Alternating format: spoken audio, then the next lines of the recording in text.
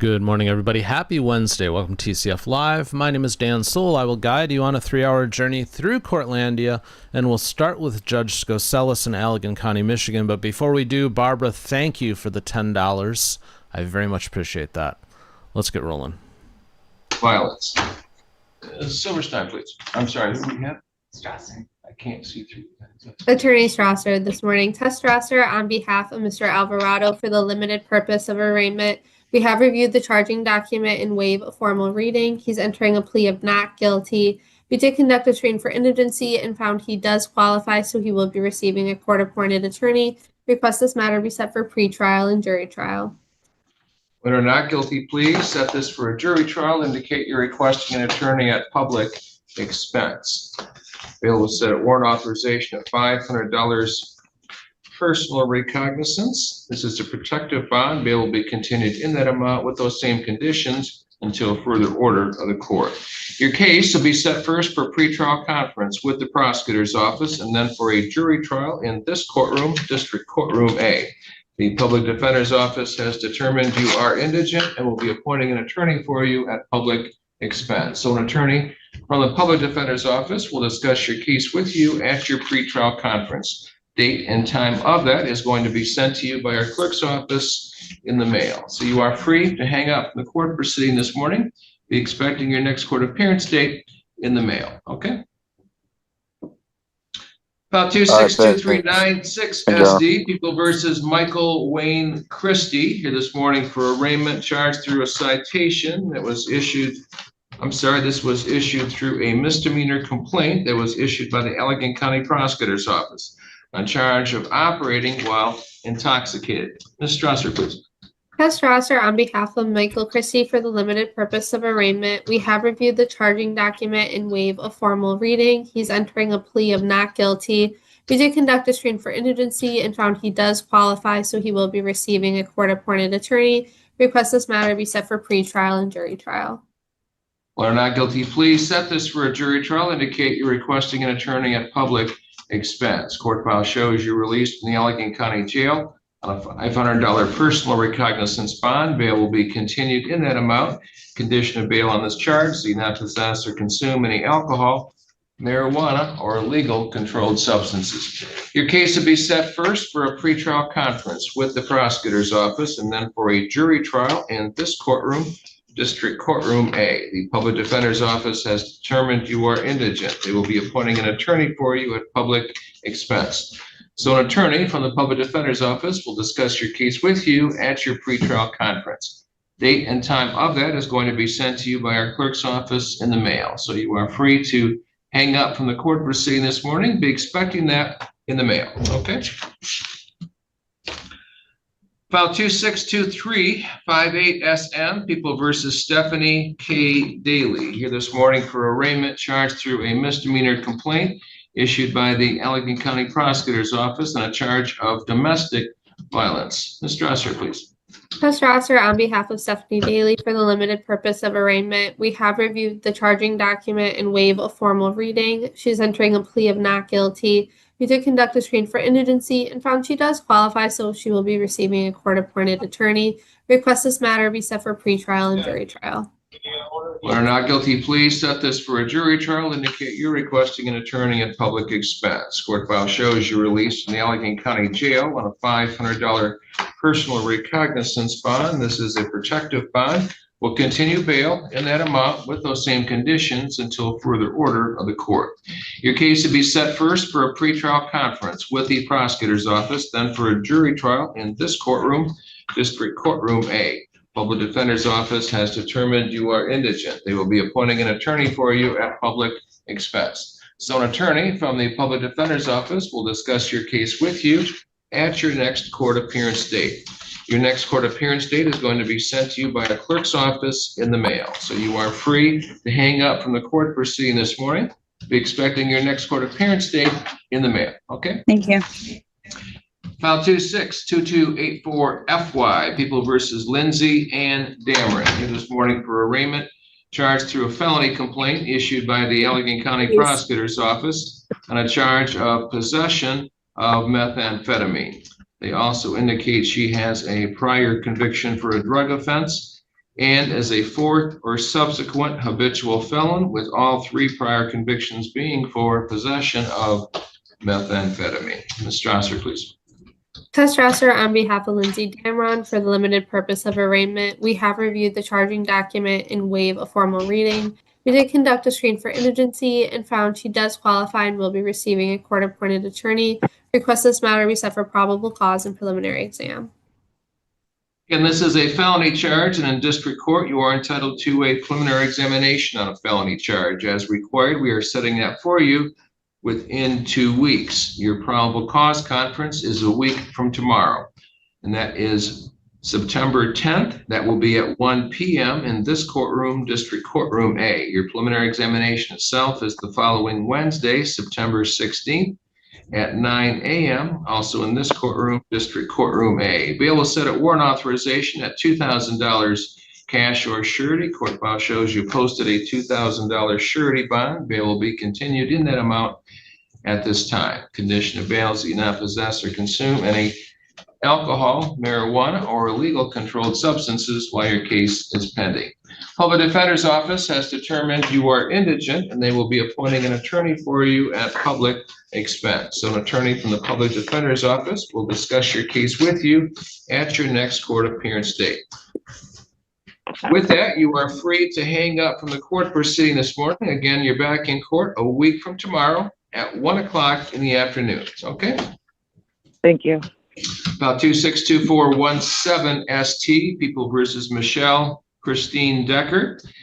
Here this morning for arraignment charged through a citation issued by the Wayland City Police Department on a charge of fleeing the scene of an accident. Ms. Strasser, please. Tess Strasser on behalf of Ms. Decker for the limited purpose of arraignment. We have reviewed the charging document and waive a formal reading. She's entering a plea of not guilty. We did conduct a screen for indigency and found she does qualify and will be receiving a court-appointed attorney. We request this matter be set for pretrial and jury trial. Or not guilty plea. Set this for a jury trial. Indicate you're requesting an attorney at public expense. We'll set bail in this case at $500 personal recognizance. Your case will be set first for a pre-trial conference with the prosecutor's office, and then for a jury trial in this courtroom, District Courtroom A. Public Defender's Office has determined you are indigent. They will be appointing an attorney for you at public expense. So an attorney from the Public Defender's Office will discuss your case with you at your next court appearance date. Next court date will be sent to you by our clerk's office in the mail. You are free to hang up from the court proceeding this morning. Be looking for that in the mail. Okay? Thank you. About 262230 ST, People versus Walker Canyon Engel, here this morning for arraignment on a 2-count misdemeanor complaint issued by the Allegheny County Prosecutor's Office on charges of fleeing the scene of a property damage accident and driving outside of a restricted driver's license that was issued by the Michigan Secretary of State's office. Ms. Strasser, please. Tess Strasser on behalf of Mr. Engel for the limited purpose of arraignment. We have reviewed the charging document and waive a formal reading. He's entering a plea of not guilty. We did conduct a screen for indigency and found he does qualify and will be receiving a court-appointed attorney. We request this matter be set for pre-trial and jury trial. Or not guilty plea. Set this for a jury trial. Indicate you're requesting an attorney at public expense. Bail will set a warrant authorization at $300 personal recognizance. Bail will be continued in that amount. Condition of bail is you not operate a motor vehicle outside of any restricted license issued to you by the Michigan Secretary of State's office. Your case will be set first for a pretrial conference with the prosecutor's office, then for a jury trial in this courtroom, District Courtroom A. The Public Defender's Office has determined you are indigent. They will be appointing an attorney for you at public expense. So an attorney from the Public Defender's Office will discuss your case with you at your next court appearance date. Your next court appearance date will be sent to you by our clerk's office in the mail. So you are free to hang up from the court proceeding this morning. Be expecting that in the mail. Okay? Alrighty, good morning once again, everybody. It is TCF Live on a glorious Wednesday morning. I'm so glad you're all here with me today. Let's do this. Let's stay in Michigan, but let's head to Lenawee County. Judge Anzalone. Somebody in custody looks like it's in front of her. Let's see what this is all about. This is in the matter of File number 2021-20392FH in the matter of the people of the state of Michigan versus Willie Johnson Jr. and Matt Murphy appearing on behalf of Mr. Johnson and Isaac Sneed appearing on behalf of the people. This is the date and time set for a pretrial in this matter. Mr. Murphy. Your Honor, Mr. Johnson had expressed that he wanted to fire me. Before we proceed, I wanted to place on the record what was addressed last time we're here on the record when Mr. Johnson was here. I mean, the previous time Mr. Johnson had remitted over. But as I expressed the previous time, we had in our discovery demand, the response to that was that the Monroe State Police Post had destroyed the evidence that they had per an order from the I guess the Chief Appellate Prosecuting Attorney, Ms. Bruggeman. And at this time, again, I'm not sure how the court wants to proceed with Mr. Johnson's request, but I did want to place on the record, Mr. Johnson had wrote letters, I believe 2 letters to the court since the case came back from the appellate court on May 31st, 2024. A year after that, I think it was March 7th, he wrote a letter. And then I believe it was March 28th or so, he wrote another letter the year after that, 2025. A status conference was held on April 22nd of 2026 this year. So again, I would point out that that was 22 months and 23 days from the time that the file came back from the appellate court until any action was done on the case. And no action was done on the case, but for Mr. Johnson, the defendant, reaching out and asking what was going on twice. Now, Mr. Johnson has, I believe, filed a habeas corpus petition. And that's, I think, the cusp of the issue with him wanting me not to continue representation of him. He had been forward on the trial pro per. In previous discussions with him, I wanted to clarify if he wanted me to represent him or if he wanted to be pro per, if he was asking for a standby attorney, because obviously there's issues with our office and the stance on that. At the last time I had spoken with him, again, he had indicated he wanted me to continue representation, but I think since then, there has been a stop. Hold on a second, hold on one second. Let him finish and then I'll let you talk, okay? But again, the last time we had communicated with him over Zoom, he had indicated after I had expressed my concerns and my stance, he indicated he would want me to continue. That's what I thought, but I believe since then, he doesn't want me to continue, and I believe because he had filed a habeas corpus petition, again, I don't know, I believe Mr. Johnson is fully capable of. Again, I haven't seen that. That's what I was going to say. I haven't seen that petition or that habeas corpus petition. I haven't seen what he had wanted to argue. So again, I have no stance in regards to that. But again, I guess I'll defer to Mr. Johnson now if he wants to stay on the record his reasons for requesting that I no longer continue to represent him. Okay, so now it's your turn, sir. Go ahead. Good morning. Good morning. Okay, April 21st, I asked to talk to Mr. Murphy, correct? To see if he wanted to represent me. At that time, Mr. Murphy said, and I will quote, "I am not your secretary. I do not work for you. If we're going to do this, we're going to do this my way. You have nothing to say."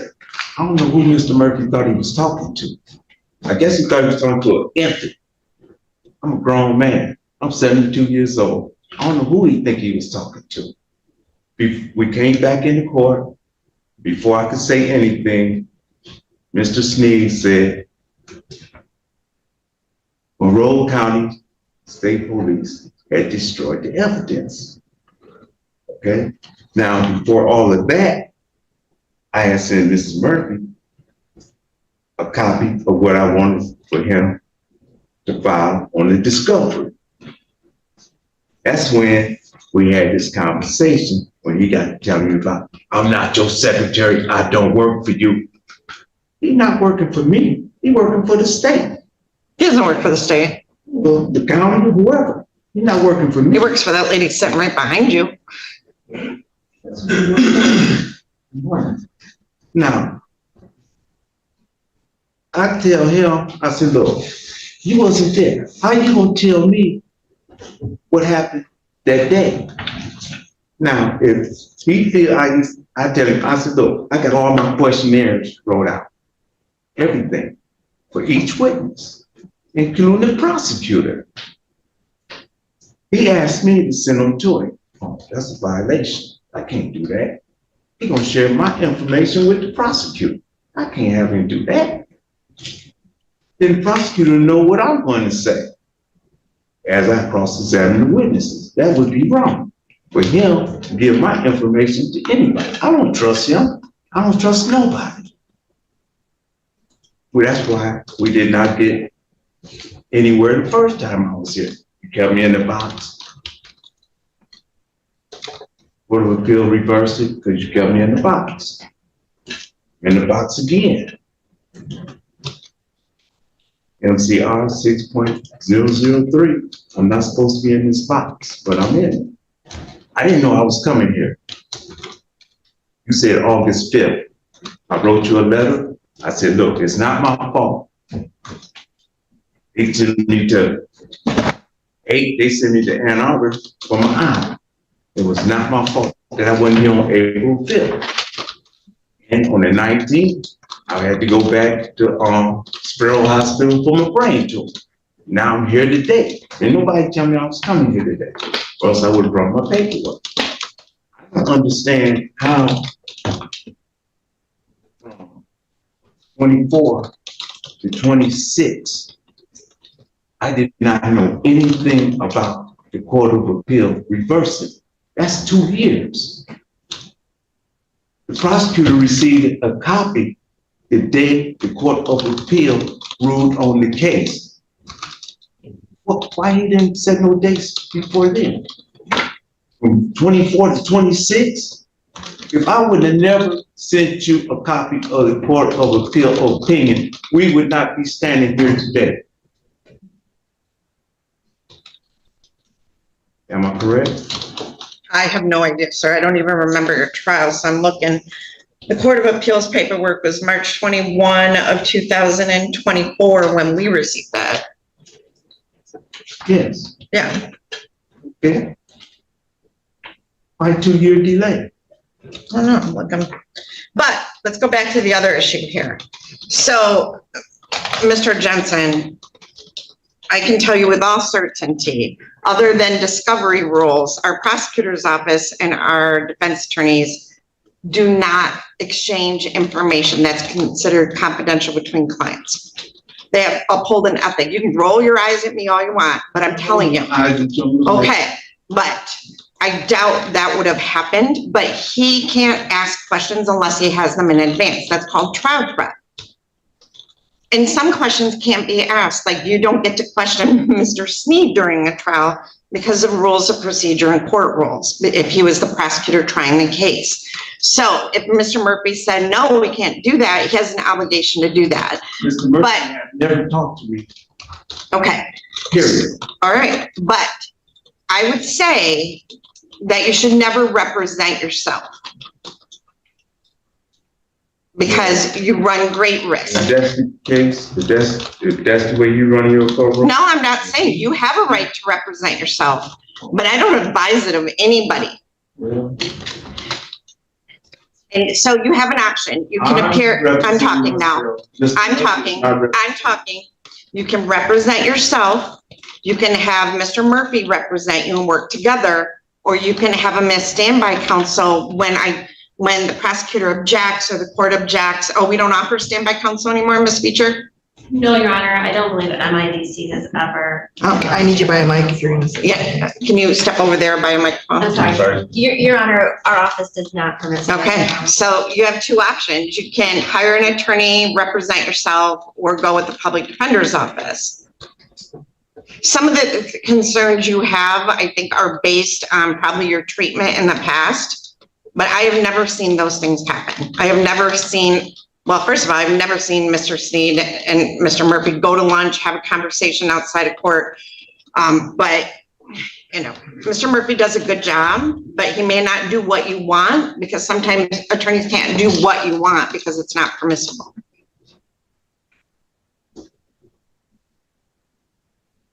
Go ahead. Represent myself. Okay. All right. Mr. Murphy, thank you. Thank you, Your Honor. Thank you, Mr. Johnson.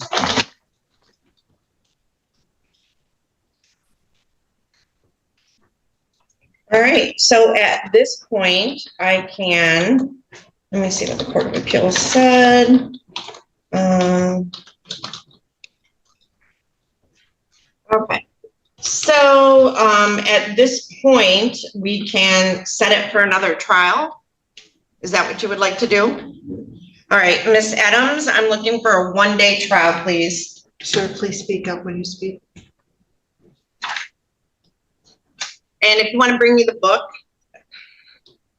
Okay. I can find something. Are you serving on this sentence or something else? Because you were an MDOC prisoner at the time. So you're currently serving on something else? We're not When picking him up, Judge. you gotta speak louder into the microphone. So you're serving on a prior sentence? Yes, I'm serving a life sentence. Okay. All right. Let's see.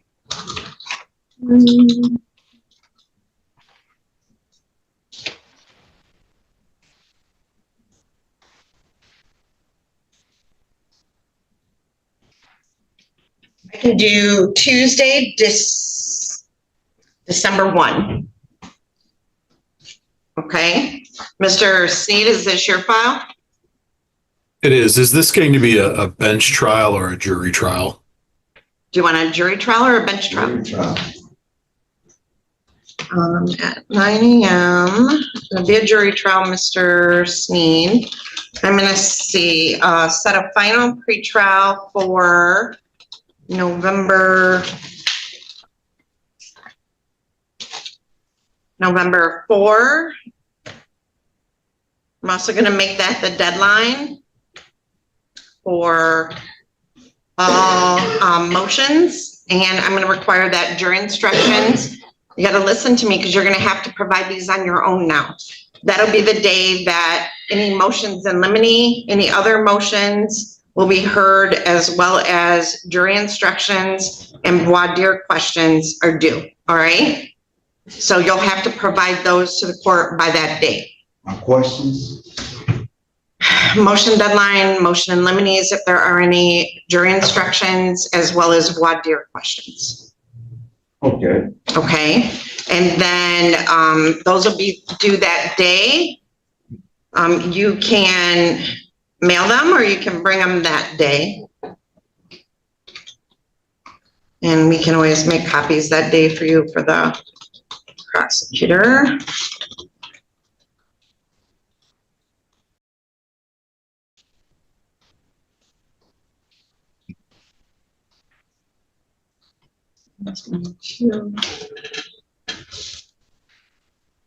All right, so Ms. Adams, could I get a copy of this for Mr. Johnson, please? All right, so we will get you a copy of this to take with you. Is that all right? Okay, and then we'll see you back on that day.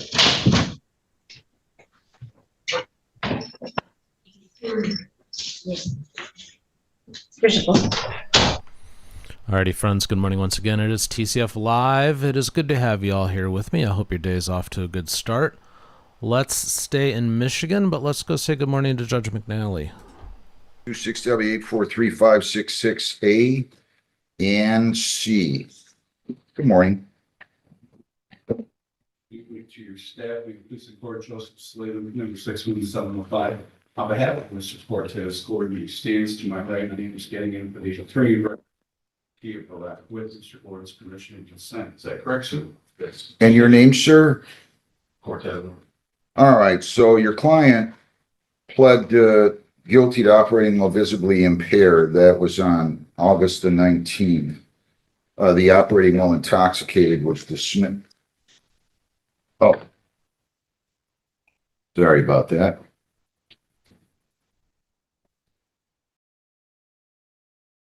The operating while intoxicated was dismissed, and he also pled to 5 over, and ISS fines and costs on that in the amount of $135. Have you had a chance to review the report with him, and are there any material additions, corrections, or deletions?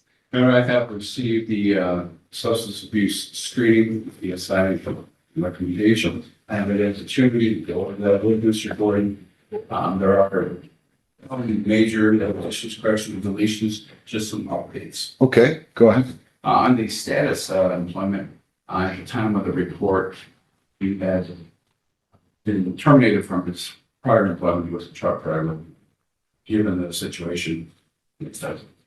But he has since, in the last couple of weeks, started with Amazon and is working for them, and is also leading DoorDash as well. Okay. I'll modify the report in that aspect. Anything else? No, just elocution. Sure. Your Honor, before you, city, a 25-year-old individual who is in very good health. He doesn't typically drink, maybe twice a month at that, and a couple of drinks here and there. This is a situation where he had a little too much and thought that he was in a good situation to drive. And he doesn't deny that. He accepts full responsibility for that. He understands that this came out to be substantial, a worse situation for both the reasons. He does help out financially with his family. He's a very family-oriented individual. He does help out with the rent and the bills. Plus, being the youngest, most strapping individual in the house, he's the guy who takes care of all the everything physical, taking out the trash, the outlet, and this stuff. He also is community oriented. He does collect supplies for the local homeless shelter there in there's a program, him and a couple of guys got together and they go around because there's a lot of physicality to it. People see them, hey, make donations. Well, that's great, but a lot of donations become heavy and somebody needs to be the person to help move those. And him and a few of his friends have taken it upon themselves to be those guys to deliver those. So he does do that as well. Your Honor, we'll just ask them to adopt the recommendation. His needs for obviously category 2, they suggest, and we agree that alcohol education to be important. Definitely at a 25-year-old age to just make sure you understand going forward that there's a lot of responsibilities with the ability to drink and legality that we can drink and that responsibility when you're doing it. And he understands that, and I think that class would further instill those values into him. So we ask that you adopt the recommendation. Okay, sir, is there anything that you would like to say? No, sir, that was pretty much everything discussed. All right, I'll adopt it. 8 months probation. You're still living in Ohio, right? Yes, sir. You can leave the state without the consent of the court. You cannot violate any law or ordinance if you change your address, place of employment, or home telephone number. You must notify probation. You have to report as directed. No alcohol, no marijuana, no illegal controlled substances. Kratom, poppy seeds, and CBD oils are prohibited. Consuming food or other items containing those substances will be deemed a violation. I'll order that you attend a level 1 alcohol education program. Your lawyer's right. I mean, you scored in category 2, which tells us you don't have much of a problem.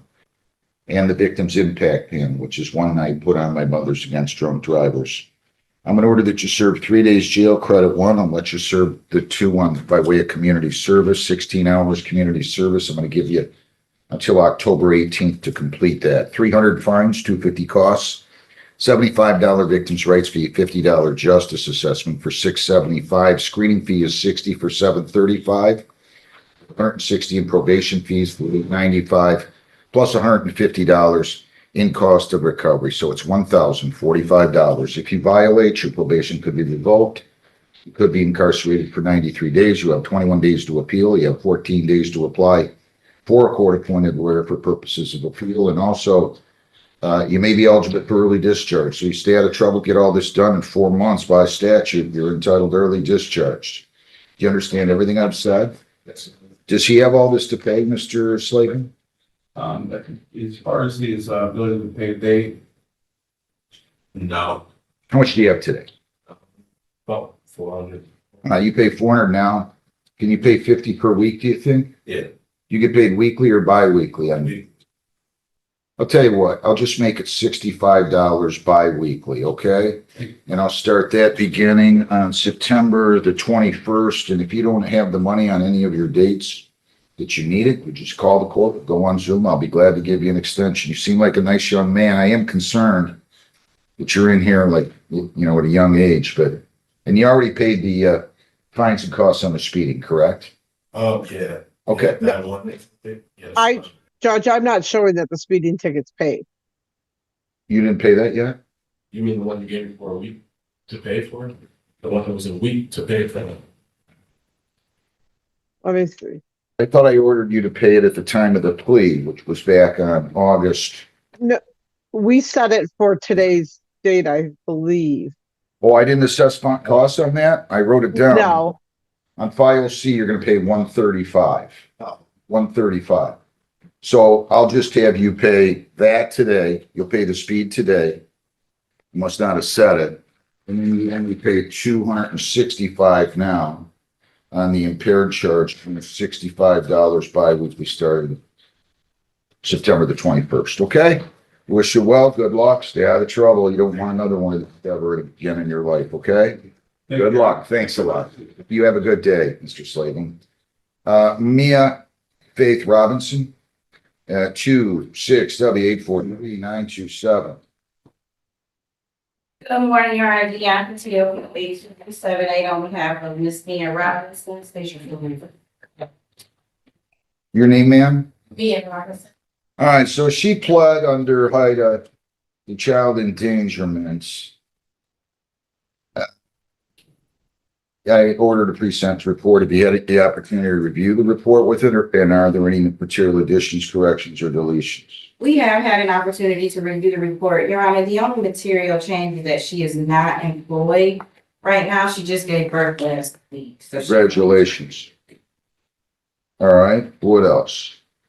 I'll modify the report in that aspect. What else would you like to tell me? Other than that, no other additions, deletions, or corrections, Your Honor. Ms. Robinson is very apologetic for the situation. She's very happy that nothing happened while the child was at home, Your Honor. I would ask if the court would adopt the recommendation. I would ask if the court would consider a shorter probation, maybe 6 months, just time for her to complete that parenting class. But it is my understanding she should be eligible for early termination as long as there are no violations. The prosecutor's going to have to move to dismiss this. I just want to be clear. Okay. I'm saying if whatever I give her, I'm not going to dismiss it. The prosecutor's going to have to move to dismiss because it was agreed, the agreement was to be taken under HIDA by the prosecutor. So I don't have a problem, but she's still going to have it set for a review hearing date and make sure Woodhaven's attorney doesn't have a problem with moving to dismiss, okay? Thank you, Judge. Ma'am, what would you like to say? Anything? See, listen, you seem like a really nice kid, but you gotta use your, I mean, you left a 1.5-year-old at home, right? You can't do that. You'd have never forgiven yourself if something happened to that child. I mean, come on.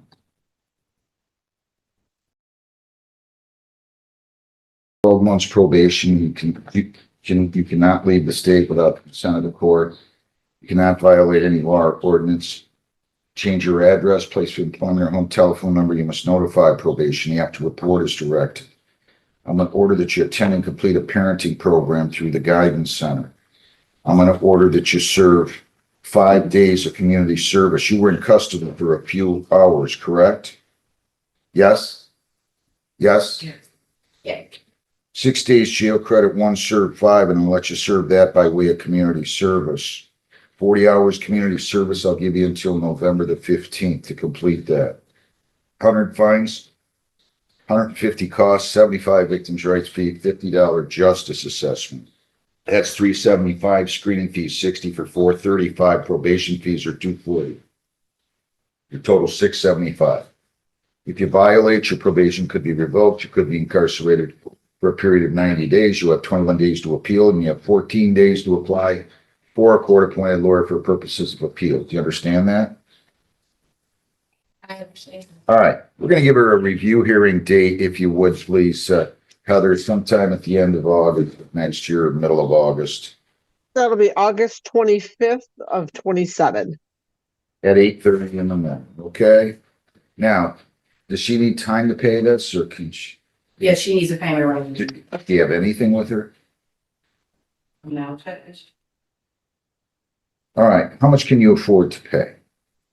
I'm not talking about today. I'm talking weekly, bi-weekly, monthly, whatever you can afford.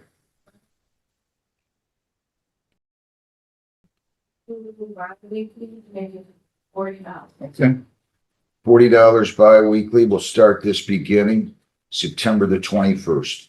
If you ever need more time or you find yourself not having the money, no problem. Call the court. We'll go on Zoom. I'll give you an extension. Just don't ignore me, okay?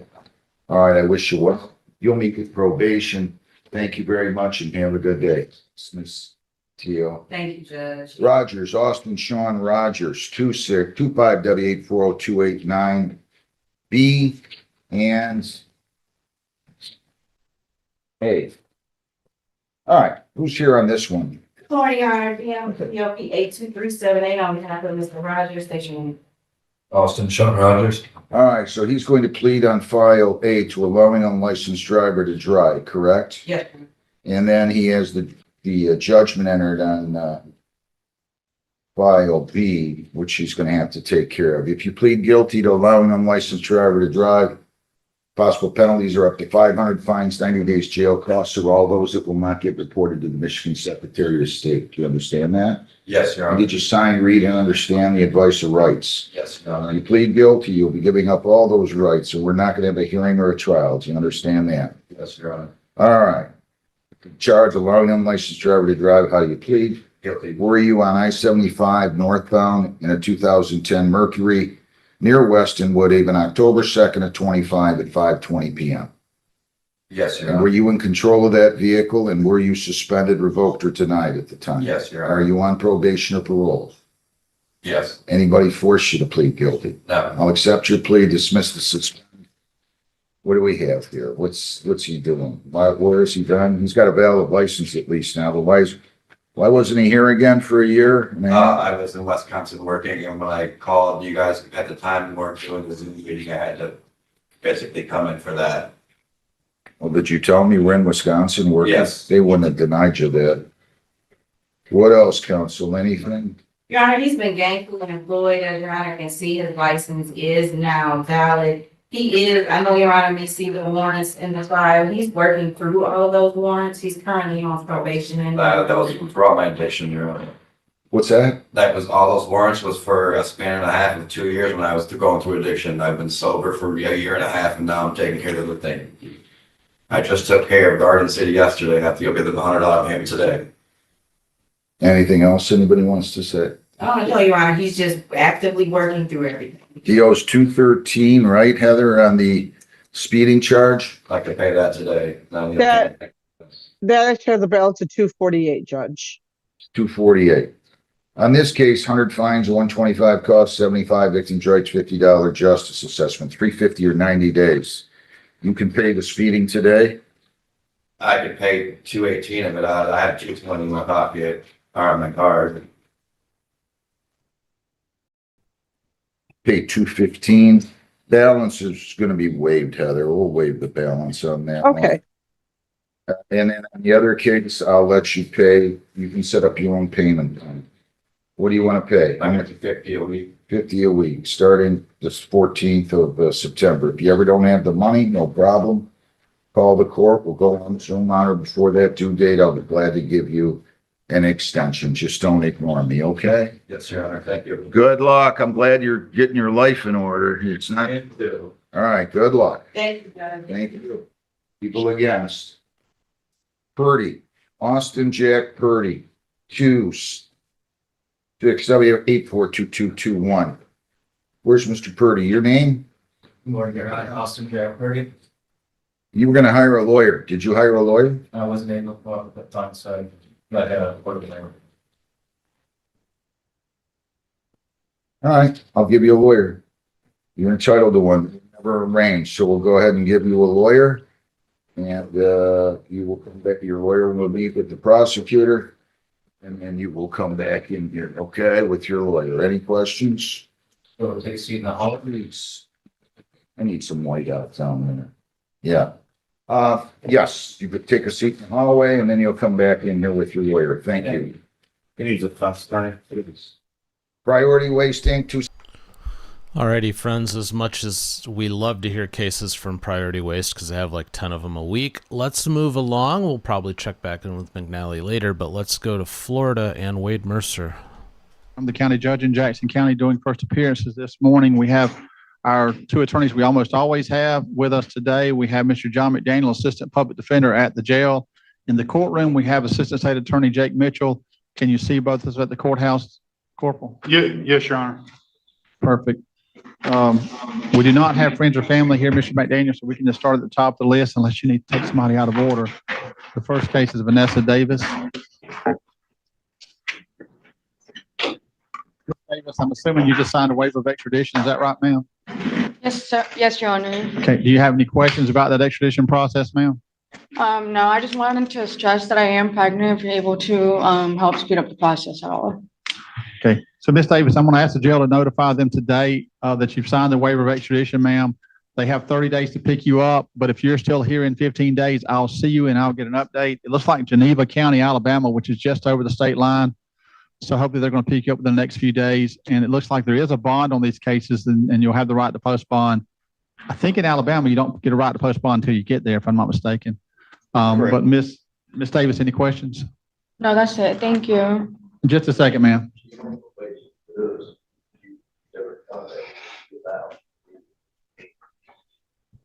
She was put on probation on Monday. She did 1 day of jail sentence. At one point, the offer was 10 days in jail. Mr. McDaniel, what are your thoughts and Ms. Davis's thoughts about taking that offer, and since she now has this hold, and letting her do it up there if they pick her up within 10 days?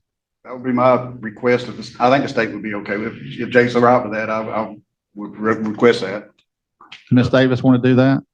Yeah, she'll do that. Do what? I'll tell you in a second.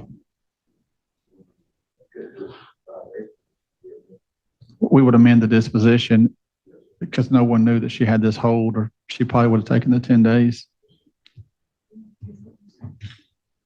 And no objection on the state's behalf. You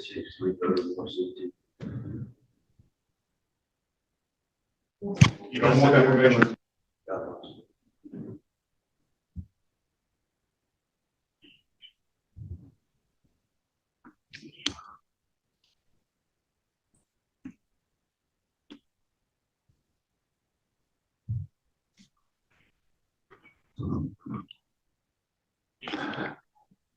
But she didn't know she was going to be in jail for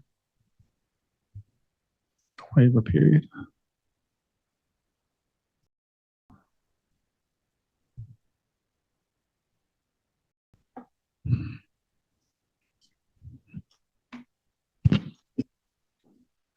She would accept that. Okay, so Ms. Davis, I know that at one point you're going to complete 10 days in jail, and then it was changed. But now that you know you're going to be here a few days, it appears, ma'am, if you do want to do that sentence, you originally were going to enter a plea of no contest, waive the right to an attorney, your right to call and cross-examine witnesses, not your right to an attorney, just your right to a trial and your right to call and cross-examine witnesses. Then I'll still sentence you to the 10 days. Mr. Mitchell's agreeable with that. You would get credit for the time you've served. The only thing it means, ma'am, is if, let's say Alabama picks you up in 3 days, for instance, you couldn't post bond, or you wouldn't be released until you finish the 10-day sentence, even if you posted bond. Okay. Do you have any questions about that agreement?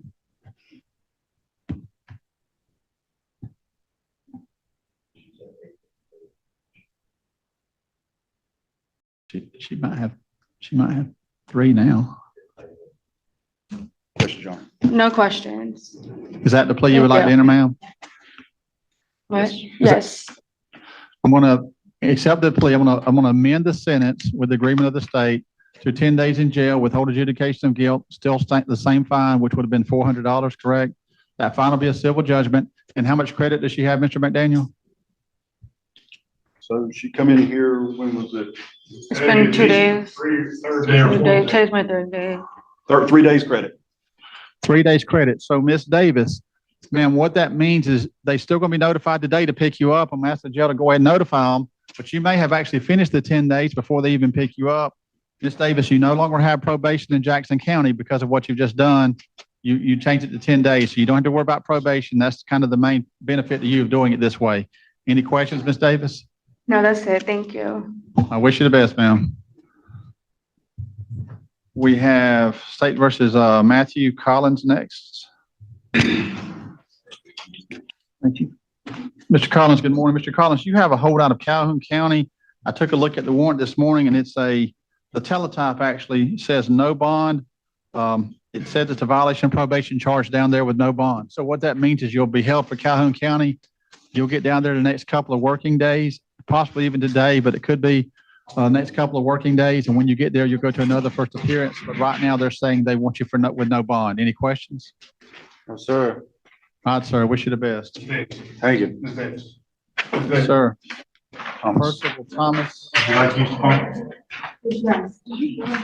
phone? Mr. Thomas, good morning. You're here because you have a holdout of Polk County. So let me start with that one. It looks like it's child support matters, 3 different writs with a total of $16,000 purged, best I can tell. Is that what you get, Mr. McDaniel? Yes, Your Honor. So that's the child support matter out of Polk County. Locally, you're accused of, let me ask Mr. Mitchell, could you tell, did the officer charge 2 counts of possession of cocaine and the possession of synthetic narcotics like the jail paperwork says, or was it 1 count? I think it may have been 1 count. Corporal, I don't know if he did the complaint in such a way that it led the jail to believe there were 2 counts. I'm not sure. Corporal, do you know? Were the 2 right counts? Now, yeah, right here it's got under counts, it's got 2, and it's possession of cocaine. And same thing with the possession of synthetic. Underneath where it says counts, they have 2. On the rest of them, they have 1 count. I got 2 counts about the same, so I don't have. Yeah. Yeah. Have 2 counts of it. I mean, That's what we just go by what the affidavit says.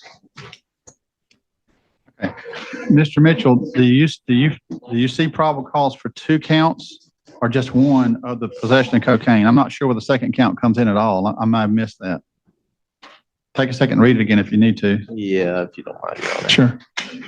Mr. McDaniel, do you see probable cause for a 2nd count? Your Honor, I sent y'all the email. I thought it was problematic from the start. My objection is that probably, basically. I'm going to get to that in just a second, the issue you raised in the email, but just the I don't see number how of you can have counts. 2 counts of possession with intent to sell. I think it's a 1 count of possession of intent to sell. I don't even know how you can have, it's possession of synthetic narcotics. I don't think it should be more than 1 count. I don't see anything in this immediate complaint that points out to me why it should be 2 counts. I think it should be 1 count. So, Mr. Thomas, I think that's a mistake in the complaint. I think what you're accused of, and I'm not dealing with probable cause yet, I'm dealing with that in just a second. You're accused of 1 count of possession of cocaine with intent to sell, 1 count of possession of synthetic narcotic with intent to sell or distribute, 1 count of possession of marijuana with intent to distribute, removal of a serial number from firearm, possession of firearm by a convicted felon, and driving while license suspended or revoked. That's 1, 2, 3, 4, 5, 6 charges, 5 of which would be felonies, and the driving offense would be a criminal traffic. I read the complaint. I looked at your criminal history, which is extremely lengthy, very long criminal history. Mr. McDaniel has some points he wants to argue on overall probable cause. Mr. McDaniel. Your Honor, this is essentially you have someone that's driving a vehicle, they're in legal possession of that vehicle, and the officers did not have probable cause to search the vehicle. They did not have consent, which would require either, and to break into a vehicle, you have to have probable cause and exigent circumstances. You need to go get a warrant if you have probable cause. They didn't do none of those things. They kind of just called what they perceived to be the owner of the vehicle and asked for permission. And I questioned whether the owner would have said, yeah, y'all can tear my door off the hinges and, get into the vehicle. But even at that, that's not going to pass because he's got legal possession of the vehicle. He's got a 4th Amendment right to things that are inside of his vehicle at that point in time. Without having probable cause, they can't go in and search it. Everything that happened was essentially, it's going to be thrown out. When I looked at the case law and stuff, it doesn't look, I think they made some mistakes in this. Mr. McDaniel, when I read it, I assumed they were doing a search incident to an arrest. Does that not apply in your view for some reason? I think that if they would have done that, if they would have did it, first of all, they wouldn't be able to break into the vehicle, but if they would have arrested him for no valid license, which he admitted to in the complaint, but they didn't arrest him at that point. They kind of detained him, and then they broke into the vehicle, and they wouldn't do it. I think if they would have arrested him and then called the tow truck out here or got the owner out here and opened it up the door or somehow the other way, but when they skipped all that and just, They never called it an inventory search. They just called it a probable cause search, correct? Correct. I mean, I think that's, if they would have been doing an inventory search, I think that's entirely different. That would have been a legal basis to do it. And they found all those items. I don't know if they could have done it with the doors locked. They still would have got into it in some kind of legal fashion. But the way they did it, the way they put it in this complaint, though, I think it's very problematic. I think there's probable cause issues with it because of that. Before we hear from Mr. Mitchell, what about on the removing the serial number from the firearm? And that goes to the same thing, because they found all that as a.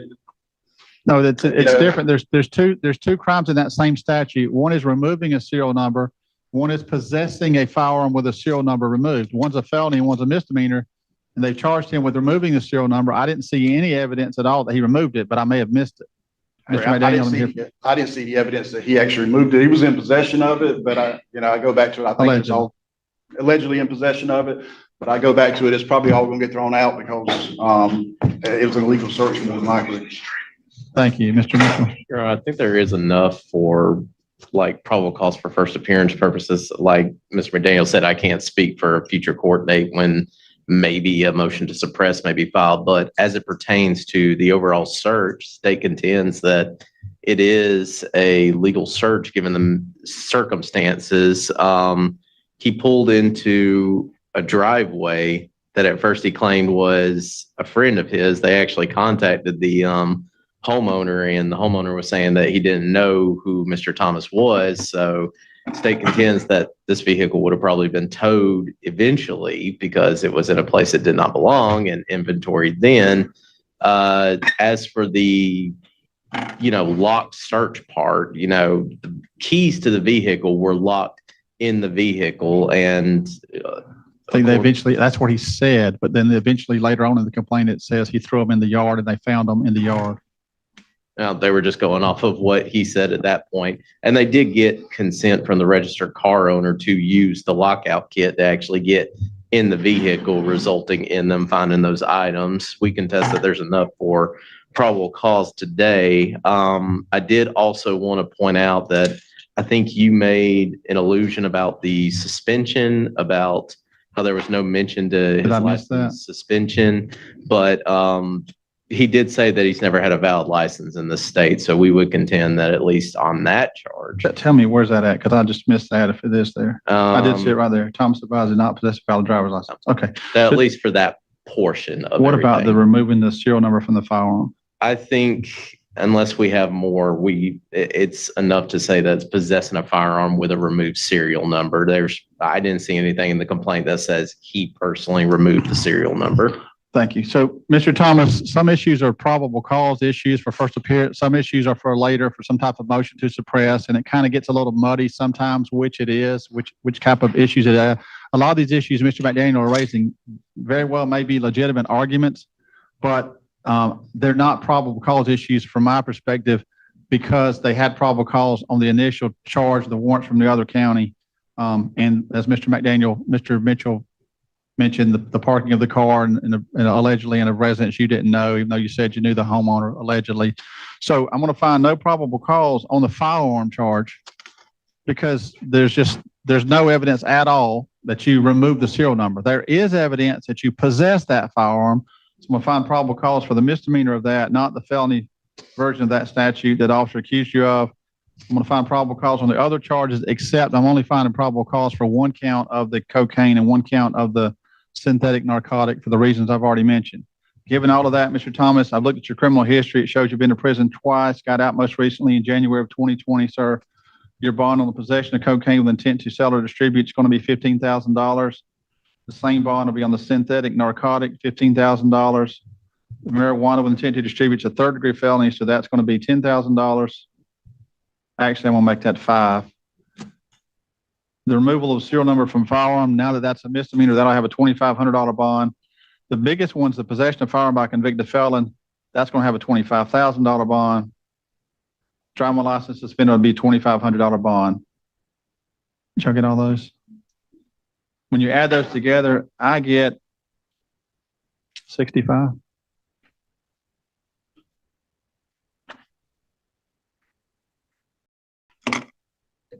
Yep. $65,000 cash or surety, Mr. Thomas, is your bond in Jackson County, sir. Keep in mind that it's in addition to whatever Polk County has set for you that I've already explained. And I'm looking to see if there's any special conditions that would be required. The only special condition I can think of would be random urinalysis and not to drive a motor vehicle unless you have a valid license. Any other special conditions the state's requesting? No, Your Honor. Mr. Thomas, you're going to get to use the phone in a few minutes, sir, to try to post the bond. If you do, you'll be released immediately. Of course, that's assuming you're able to post the hold issue from Polk County. Mr. Thomas, the jail's also going to give you a notice for your court date. When would that be? The 6th. October 6th at 8:30 be your court date. Do you have any questions, Mr. Thomas? How much was that purge amount in Polk County? $16,000. Judge, no questions at all. I'm just going to respectfully object to the state's argument that the probable cause is not something that the court, should do it at first appearance. I guess that's not a probable cause issue. So, I think it is a probable cause issue, but I'll just, leave it at that. Let me ask you a question about that, because it's a fair question. My concern is I can't have a motion to suppress today. That's impossible. So I think the way I typically do it is I'll take those factors into account and usually set a higher or lower bond, usually a lower bond, if I think it's a really strong motion to suppress that may be coming. But I don't know that it's a probable cause issue. What's your take on that, Mr. McDaniel? My take is that is something the court should take into account. Basically, if there's in the square quarters of the complaint, if it shows an illegal search, and the court should take that into, complaint on probable cause. If there may be probable cause for a crime, if it's in the complaint, it's in the square corners of the complaint that it was done illegally, the court should take that into consideration. Okay. And fair enough. I don't find that to be the case. I don't think the complaint alleged illegal. I think the complaint is poorly written. And they say it's a probable cause search of the car when in reality, that's not it. I don't know but they need probable cause for the arrest. Therefore, it's a inventory search. I don't know what they meant because it's so poorly done. I agree there's issues, but that's the bond I'm setting given all the factors I have. But thank you for that argument, and the record reflect that. I wish you the best, sir. Deondrius K.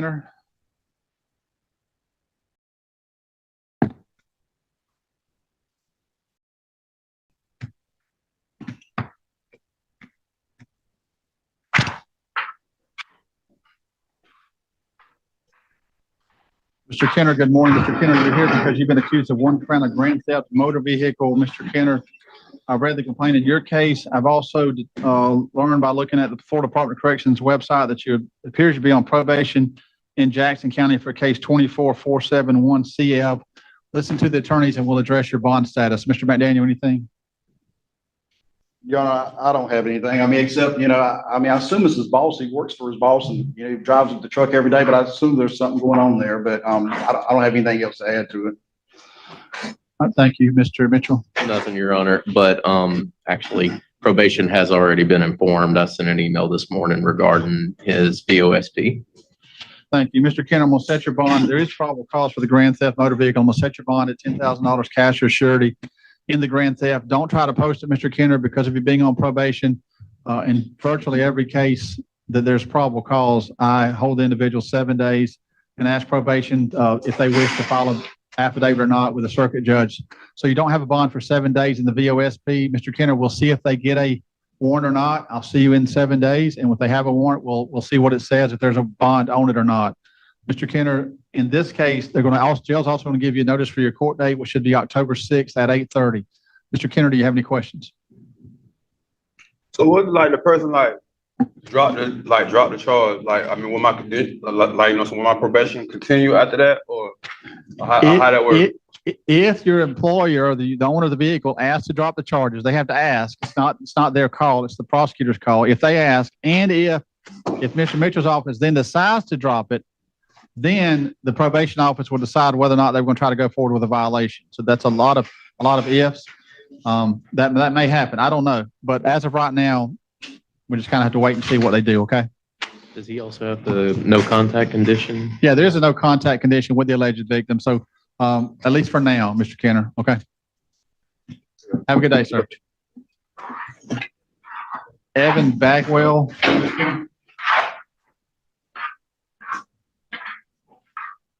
Mr. Bagwell, good morning, sir. You're here because you've been accused of one count of arson of a structure. Mr. Bagwell, I've read the complaint, looked at your criminal history, which is very lengthy. I'm going to appoint the public defender's office to represent you for first appearance purposes and ask that you listen to Mr. McDaniel first. We don't have anything, Your Honor. Mr. Mitchell. Nothing, Your Honor. Mr. Bagwell, I'm going to find there's probable cause, although it's not an overwhelming case of guilt, but there's enough there for probable cause in my view. I'm going to set your bond. I believe this is a second-degree felony. Mr. Bagwell, his misdemeanor case was dismissed, correct? Yes. Mr. Bagwell, since it's a second-degree felony, your bond's going to be $25,000 cash or surety. You have a condition of no contact with the alleged victim. Mr. Bagwell, I'm going to ask the jail to give you a notice for October 6th for your court date. Do you have any questions, sir? Yeah, who's the alleged victim? You know, that gets tricky because I can't say their name on the record because they have certain victim rights under the Florida Constitution. So, Mr. McDaniel, if you would advise him of the alleged victim's name, the owner of the camper, please, after first appearance off the record, I'd appreciate it. Jake, if you would text that to me, I will make it a lot easier for me. Thank you. Mr. Mitchell, can you do that? I'm doing it right now. Mr. Mitchell, send you a text right now, Mr. McDaniel. It's the owner of the camper that was allegedly burned. Next is State versus Melanie Pollock. I'm pretty sure that's my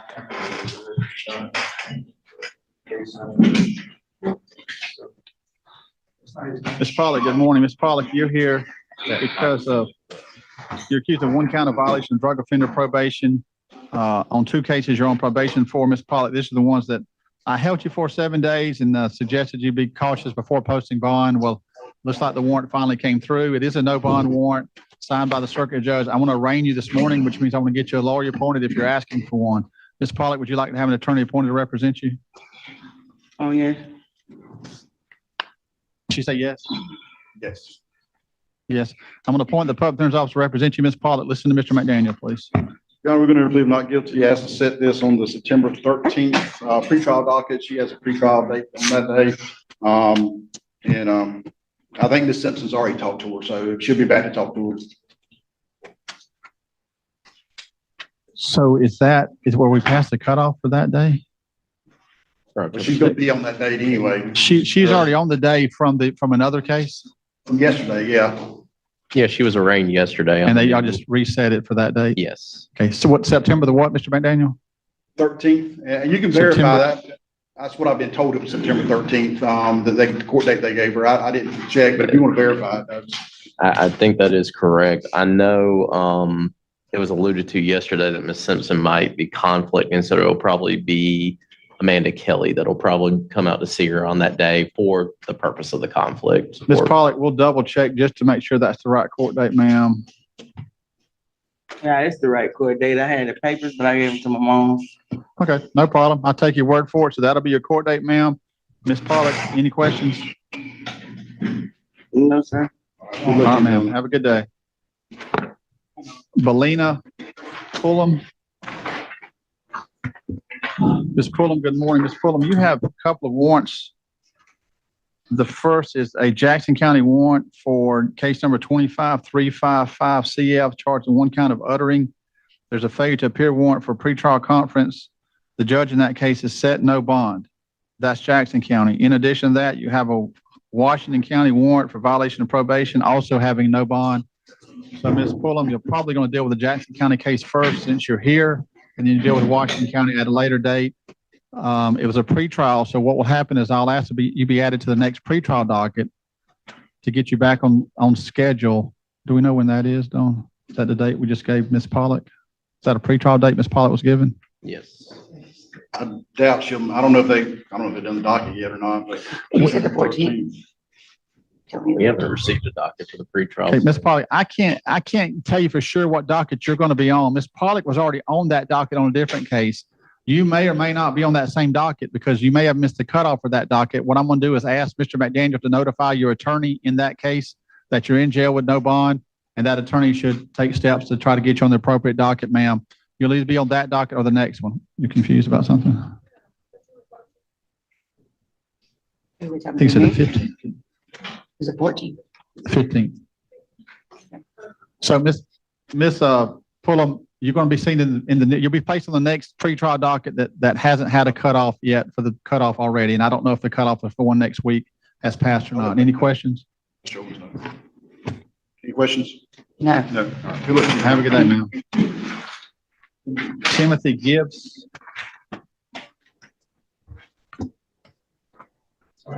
Mr. Gibbs, good morning. Mr. Gibbs, you're here in case 26374 CF, charged with one count of aggravated stalking. You're on bond in case 26330 CF. And I think it's involving the same alleged victim, Mr. Gibbs. I'm going to appoint the public defender's office to represent you for first appearance purposes. I have read the complaint. I've also looked at your criminal history, which is extremely long. Listen to Mr. McDaniel and Mr. Mitchell, and I'll address your bond status. Mr. McDaniel. Your Honor, we just asked for a bond. He was taken into custody yesterday by Judge Garcia, and he's got a private attorney, and I know he knows about it because he was there with him yesterday. We just asked for a reasonable bond. Mr. Mitchell, did Judge Garcia rule on the state's motion to revoke his bond in 26330 CF? It was filed weeks ago. I did not, I wasn't there to see if she ruled on it, but, so I'm not too sure about that. Let me take a look at the file. Jail's informed me she did not on any motion. Okay. I want to revoke your bond at this point, at least until you see Judge Garcia. You're out on bond. You're charged with another charge involving the same alleged victim. I'm revoking your bond, Mr. Gibb, in 26330 CF. I'm asking the state for an order granting that motion they've already filed. It's based solely on your new arrest. In the new case, you're entitled to a bond based upon you already being on bond, as well as your criminal history. Your bond's going to be $25,000. In the new case, no bond in 26330 CF. Mr. Gibbs, you'll be put on the same docket as your other case. That both cases will be on the same docket, and they'll track each other. And you do have the right to use the phone. Even though you have no bond, you still have the right to use the phone to let friends or family know what's going on. Contact your attorney if you wish. If your attorney wants to file a motion to get that heard by Judge Garcia, he or she certainly can figure out how to do that. Any questions, Mr. Gibbs? I did say that. I did. Ashton. All right. Gilly. Ashton Gilly. Last case at the jail. Mr.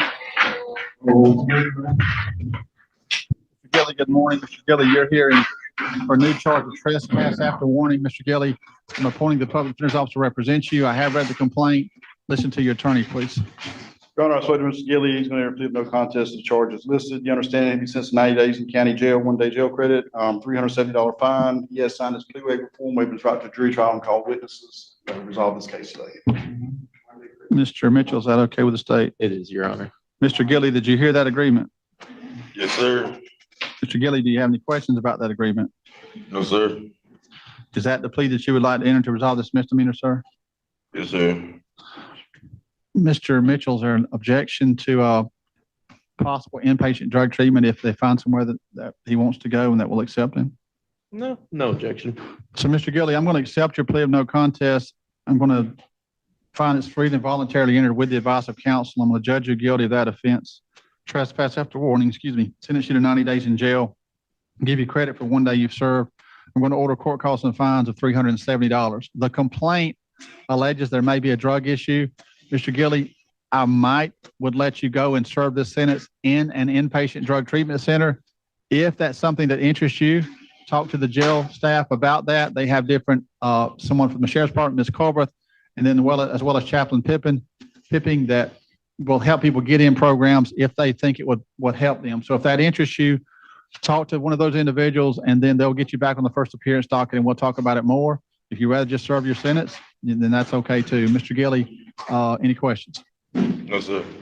Wish you the best, sir. Mr. McDaniel, I think that's it for the jail. Alrighty, friends, hour 2 now of TCF Live. Specs, thank you for sending a flower early. Ashley, thank you for gifting 5 memberships. And Barbara, $5 super chat times 2. Thank you for that. We do have a goal going today, 10 super chats of any amount. And I will send out 10 gifted memberships to the TCF community upon completion of that goal. Alrighty, let's move north, but let's go to Ohio, Lake County. We could use some swear words. Let's try out Judge O'Donnell. Seated. Thank you, Your Honor. We're present in case 26 CR 674, the State of Ohio versus Dennis Hunter. The defendant's present, represented by counsel, Attorney Chad Maltby. We were last before the court on July 21st when the defendant pled guilty by way of information. This case was referred for a pre-sentence report, drug and alcohol evaluation, and victim's impact statement. Those have all been completed. The parties have had the opportunity to view the pre-sentence report and drug and alcohol evaluation and are prepared to proceed with sentencing. The defendant has 2 days of jail time credit. Thank you.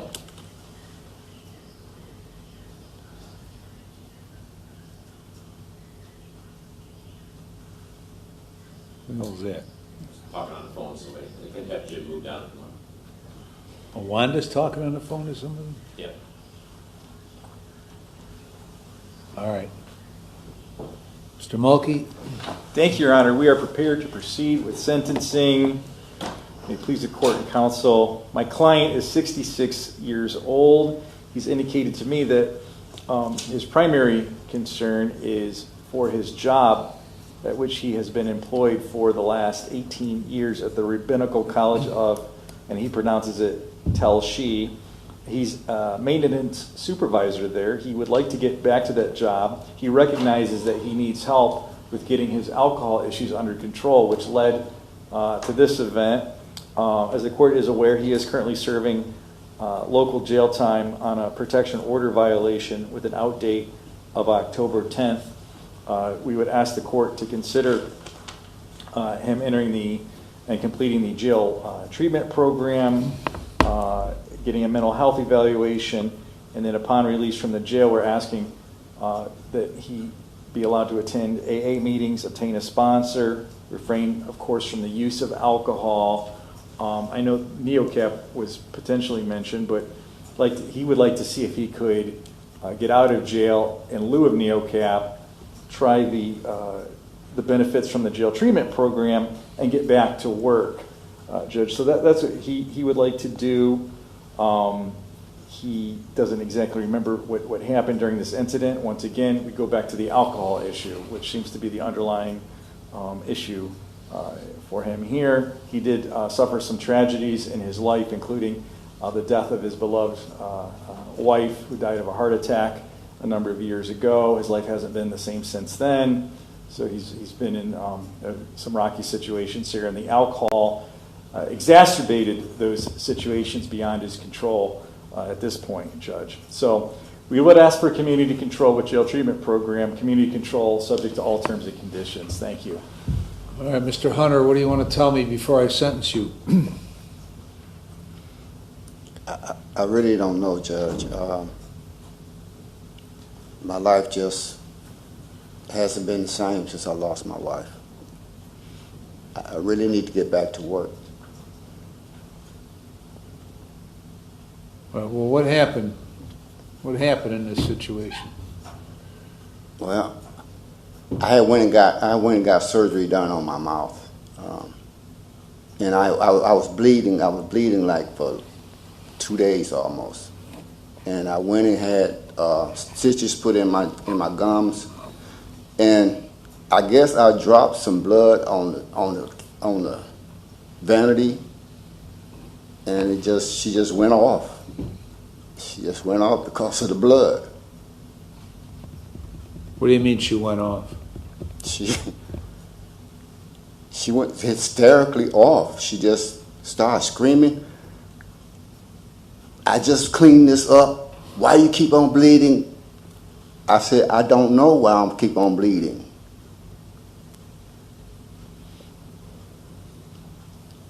I had to call my dentist and see if I could get it under control. I went to the emergency twice that day. All right, so what happened then? Well, me and her got into a little argument. I asked her to leave. she just went off. She went off. She said I struck her. She said I struck her on the side of the head, but I don't remember.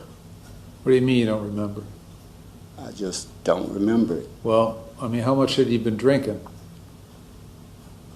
With the blood bleeding like that, I hadn't been drinking. You hadn't been drinking at all? No, not with the blood bleeding like that. I was bleeding really constantly, and I was scared myself.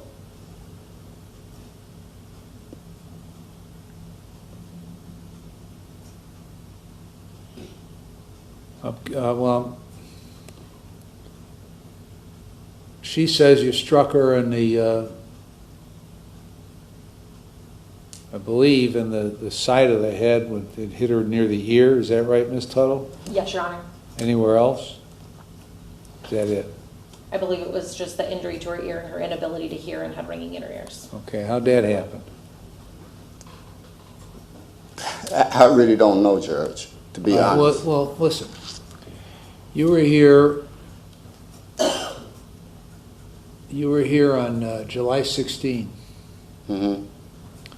And you pled guilty to domestic violence.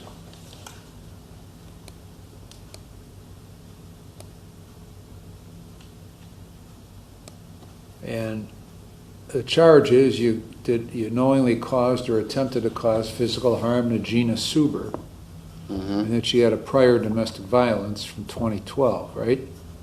Yeah. So you pled guilty to that. And I asked you, one of the questions I asked you, if you understood that by pleading guilty, you were fully admitting your guilt to the offense. And you said yes. Yeah. I fully and then understand Ms. Tuttle recited the facts of what occurred. And then I asked you if those facts were true, and you said yes. Yes. Now you're telling me you don't know if you did it? Judge, I did it. I did it. Well, you don't seem too sure because you told the evaluator that you didn't. Yeah, I did it. Okay. Then why are you backtracking and telling me you didn't? And why are you telling the evaluators you didn't? This is,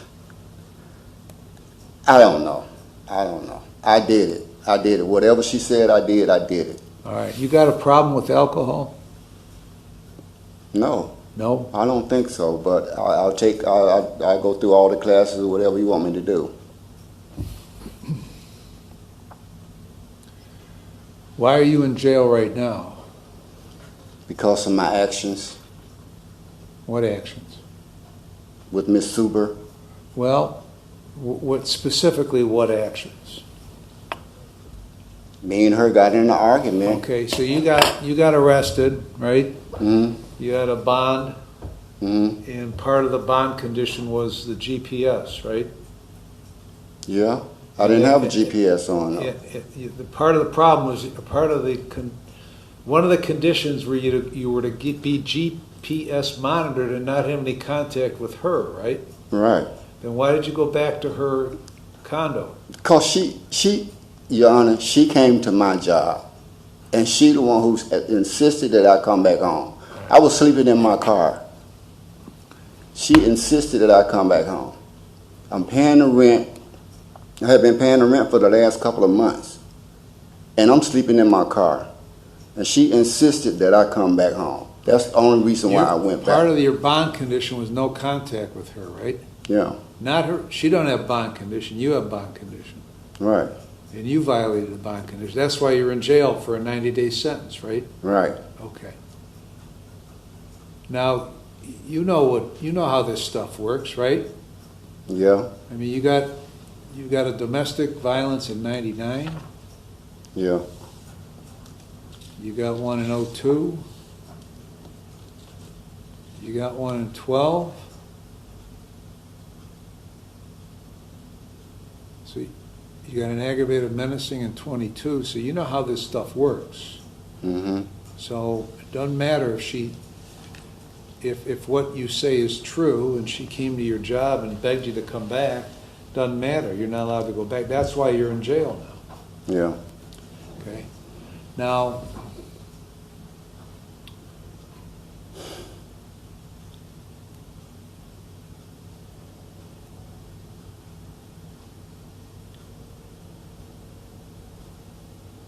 How long have you been smoking pot? I don't know. I started when I was in my 20s. And you're still doing it, right? Well, I just started back, you know, I was an over-the-road truck driver for years. And after I lost my wife, that's when I started back. It looks to me like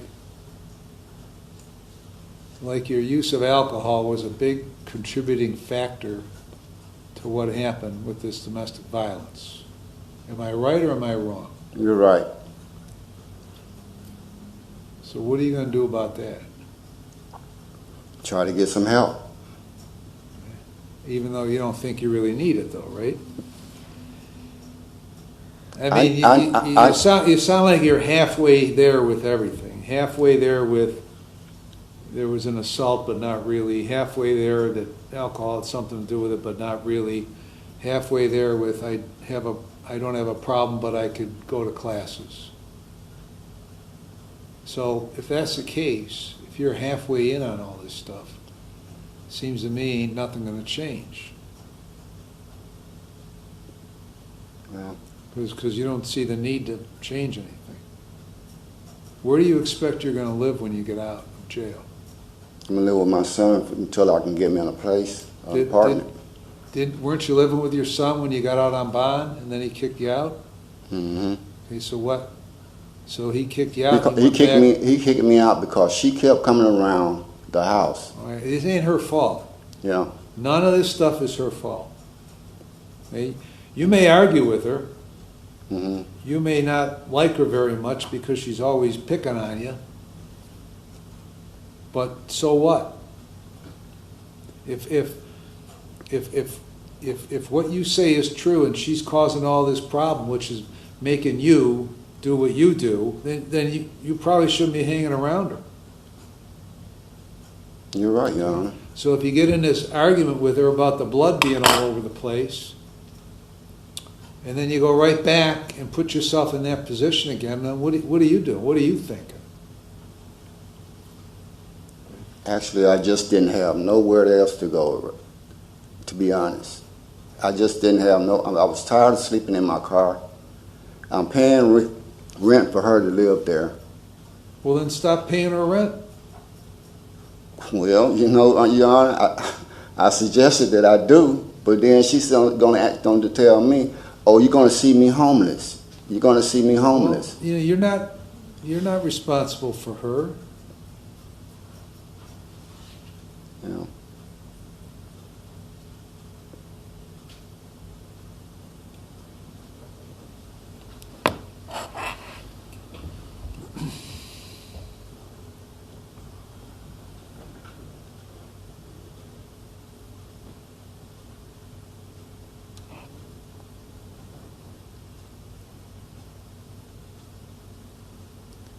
What's he got, 2 days on this?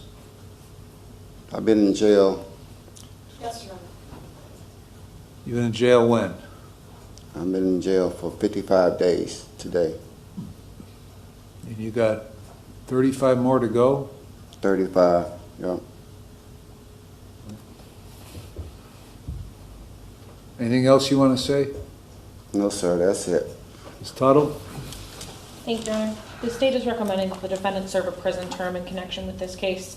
He has a criminal history that is substantial. It spans over 25 years. He's served multiple prior prison terms. He violated the conditions of his bond here by committing a new offense and by being with the victim and by not wearing a GPS monitor as required. All of these factors show the state that he's not amenable to an available community control sanction. Thank you.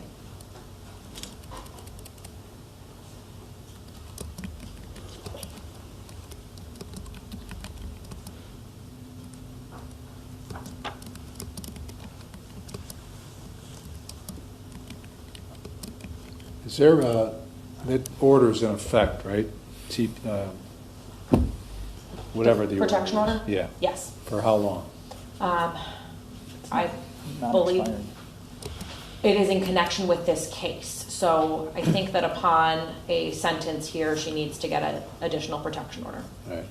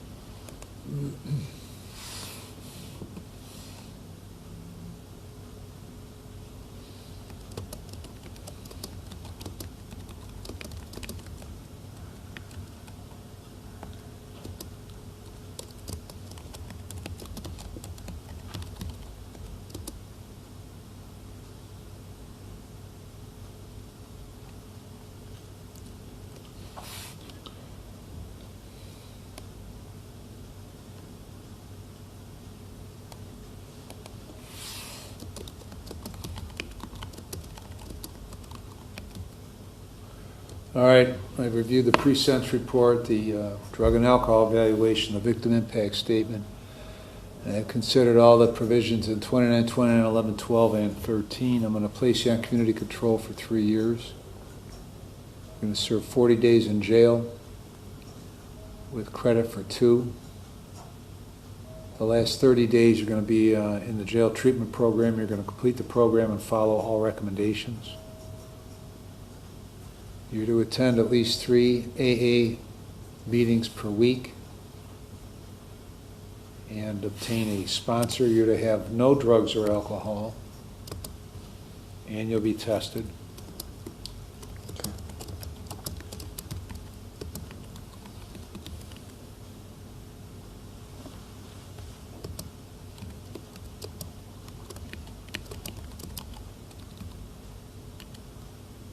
You're to maintain full employment.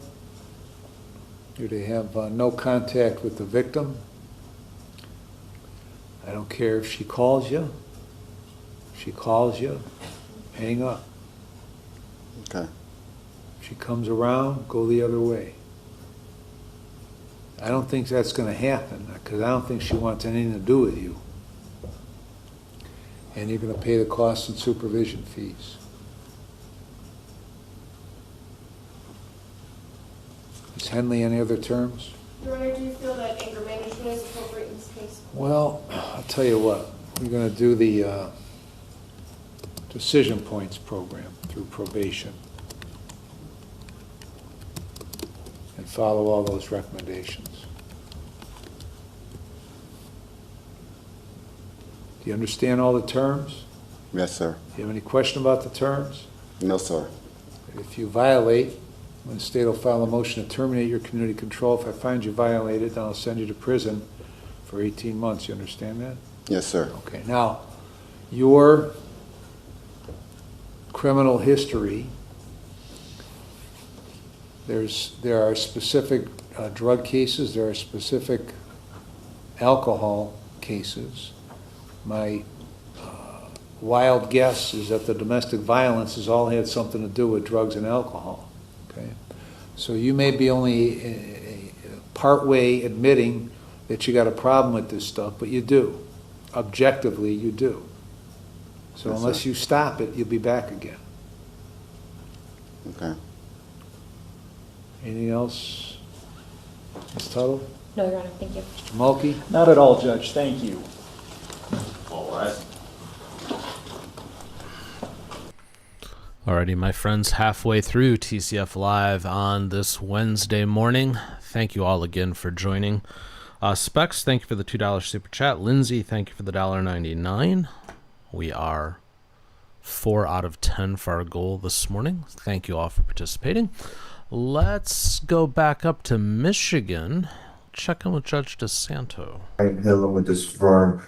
Mr. Brewer's approaching. Mr. Brewer, come on. All right, thank you, and good morning. And counsel, I see you have an earpiece. Yes, Are you another Zoom on there? It's muted. No, nothing. I can take that. okay? So make sure that you're not in another courtroom. Nope. Okay. Your name, sir, please. Isaiah Brewer. All right, please keep your hands out of your pockets. Are you picking them up, Allie? No. One more time, please, a bit louder. Isaiah Brewer. Good. Okay, thank you. All right, today is the date scheduled in this matter for the arraignment and pretrial. And counsel, did you have opportunity as to the arraignment? Wait formal reading of the charges, Your Honor, and stand mute. All right, the court will waive the formal reading, enter a plea of not guilty for purposes of the arraignment. And I'm sorry, counsel, if you can just state your last name and your P number again, please. Clay Miller. Oh, last name. 86291. I'm sorry, 86. 86291. I'm sorry.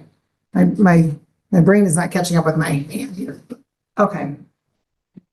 And then counsel, as to the pretrial. Your Honor, we're asking for a short adjournment, or really an adjournment, whatever works for schedule, just so we can get discovery, go through everything with our client, and I anticipate some sort of resolution, but we'd like to go to discovery. All right, the court has signed the discovery order. We will adjourn this for discovery purposes.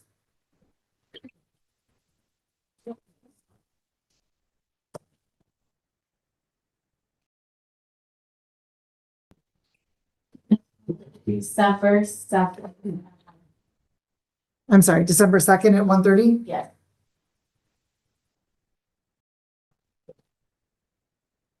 All right, does that work for you, counsel? That will work. All right, and then as to bond. Your Honor, my client's 23 years old. He's got a daughter whom he has full custody of. He's actually got a great support system here with him as well. This is a first time offense, Your Honor. He not a violent offender whatsoever, no criminal history. He also lives in Monroe. He's retained counsel. I have no doubt at all that he will be here on the second and every other subsequent week. So we not like risk. Again, this is his first offense, Your Honor. Non-violent. We're just asking for a personal bond. All right, well, perhaps it's by the grace of God that it's nonviolent because, nobody seems to have been injured or killed in anything in this matter. Thank God. Right. Sir, if you're to test right now, what is in your system? Marijuana. Do you have a valid prescription for marijuana? I'm sorry? No. And you don't have a medical need for it, is that correct? No, Your Honor. All right, so moving forward, you're not to use any alcohol or drugs unless prescribed. When's the last time you used it, sir? The day before the arrest happened. Okay.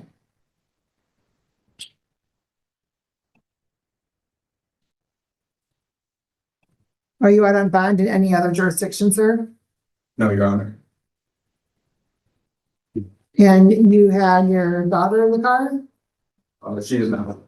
What's that? She's with a family member, but at the time. Time, the offense. Okay. Yes.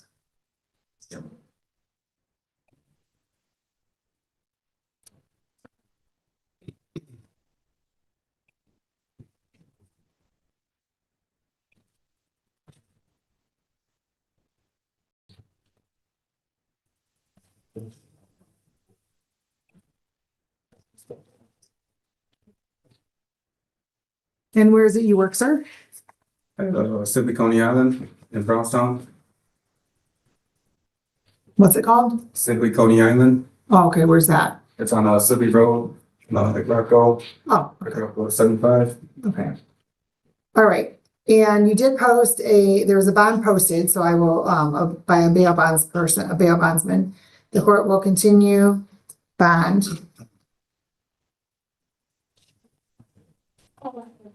The court's going to order you, sir, not to possess or consume any alcohol or drugs that are not prescribed. All right? That includes marijuana. So just have a seat. Counsel, you get a copy of the discovery order, and so you'll get a copy of your bond conditions, okay? And then we'll see you back on December 2nd. Thank you. Thank you. Have a good day. Yeah. Thank you. We will have a record in the matter of the city of Wyandotte versus Karen Walker, 261199 ABC. Neil, he's not here. I think he's Oh. talking to accounting if you want to take Mr. Okay. This one needs language line though. Oh, look at that. Here we go. I'm in his head at all times. All right, and so, counsel? Yes, Your Honor. Good morning. You will hear Your Honor. Walker, please step up, sir.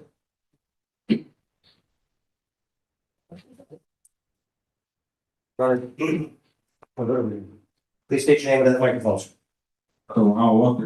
Correct, okay, very good, good morning, and sir, and counsel as to the arraignment, Yes, Your Honor. I believe formally taking it stands to the charges. the court will waive the formal reading, enter a plea of not guilty for purposes of the arraignment, and then as to the pretrial counsel. Yes, with respect to the pretrial, I had an opportunity to review this with Mr. Walker. In spite of the fact that we don't have not ordered discovery, and I'm explaining we haven't reviewed video. He understands the limitations. He's choosing not to pursue discovery of this matter. We have a plea office that he's agreeable to let we brief, let the city attorney, and that plea would be that he pleads to the added count of operating while visibly impaired, and also to count C, which is no valid operator's license on person. The original counts A and B be dismissed. Is that correct, Mr. Walker? Yes. All right, sir, please raise your right hand. Do you solemnly swear or affirm the testimony you're about to give in this matter be the truth, the whole truth, and nothing but the truth? Yes. All right, and you heard the plea that was placed on the record, correct? Yes. As to the amended charge of operating while visibly impaired by alcohol, how do you plead? Guilty. You, as to the amended charge, or I'm sorry, as to count C, no operator's license on person, how do you plead? Guilty. And you've gone over your advice of rights with your attorney, correct? Yes.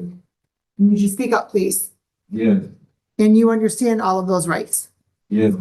You also, sir, understand that by entering into a plea, you'll be waiving some of those rights. Yes. You understand as well, sir, the possible penalty as a result of your plea, whether in this court, any other court, or administrative agency.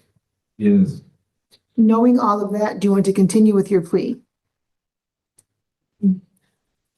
Has anybody promised you anything, threatened you, or coerced you in any way for you to enter into a plea? No. Any immigration issues? No. Counsel, if you can please order your client. Yes, I will. Mr. Walker, you recall being in the city of Wyandotte on about the 13th of last month. Yes.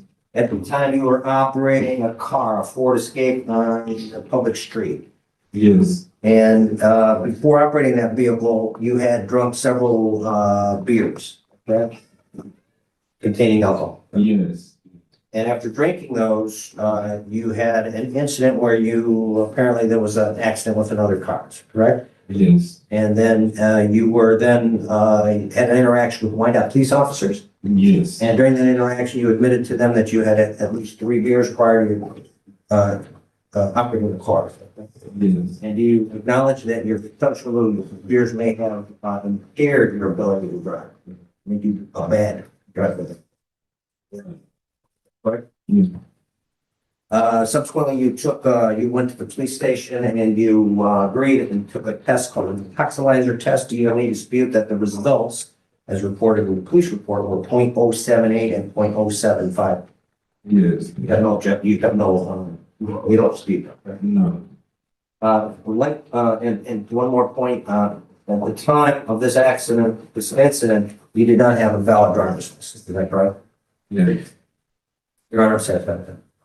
The court is also satisfied the plea is knowing, voluntary, and factually accurate. The court will accept your plea to the amended operating while visibly impaired and to count C, dismiss the original count A and the count B, and counsel as to bond.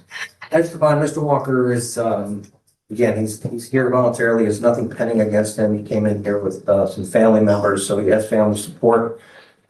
He promises he's not going to be driving. He's working on getting his license. I'm not sure what the matter of just taking a test or whatever. I haven't given him any counsel on that, but he was never granted a license. So he got by the fortunate. But beyond that, I don't think you've never failed to appear for a court hearing in the past? No. Nothing pending against him, that's, where we have split with personal bonding. Sir, how'd you get here today? I got a ride from my granny. But his grandmother's with him today. Is she in right here? She's in the back. Okay, and so your grandmother drove? Right. She wasn't a passenger? No. Okay, where do you work? At Walmart in Roseville. And how do you get back and forth to work every day? I run from either my mom or my grandma. Okay, and so why is it you don't have you ever had a license, sir? No. Why have you not acquired a license? I went to take the test and Okay. There's some study guides you can do, or there's was it the written test or the driving test? written test. Okay, so you may want to look up how to review that, how to study for that, so you can take it again. Because clearly you want to drive since you were driving this day. So if you want to drive, you need to have a driver's license. A driver's license. If you test right now, sir, what's in your system? Nothing. Have you ever failed to appear in court for any reason? No. And you're not out on bond in any other jurisdiction? No. All right, the court will continue your personal bond, $5,000 personal bond. You're not to possess or consume any alcohol or drugs unless prescribed. For your test right now, sir, what's in your system? All right, and you're not to drive a motor vehicle without a valid license, okay? Stop over at probation, somebody will be with you shortly, okay? You'll get a copy of your bond conditions over there as well. Thank you. All right. Alrighty, friends, let's go back to Ohio. New contestant for Judge O'Donnell.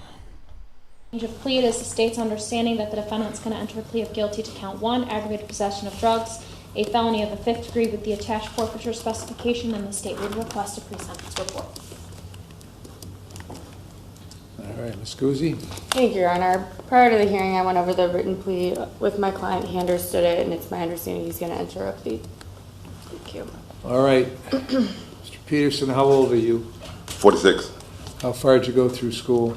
I graduated from college and I got an associate's degree. I didn't finish my bachelor's. Are you a U.S. citizen? Yes, I am. Are you able to read, write, and understand the English language? Yes, sir. Prior to coming to court, have you taken any drugs or alcohol or any prescription medication in the last 48 hours? No, sir. Have you ever been diagnosed with or treated for any mental illness? No, sir. Did you get a copy of this indictment? I did. Yes, sir.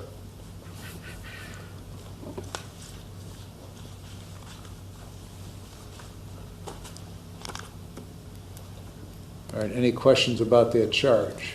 No, sir.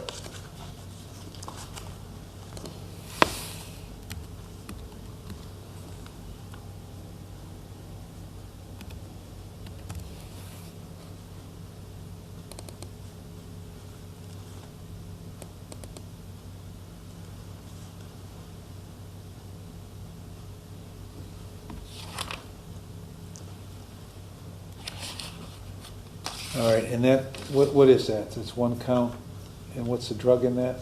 Methamphetamine, Your Honor. Okay.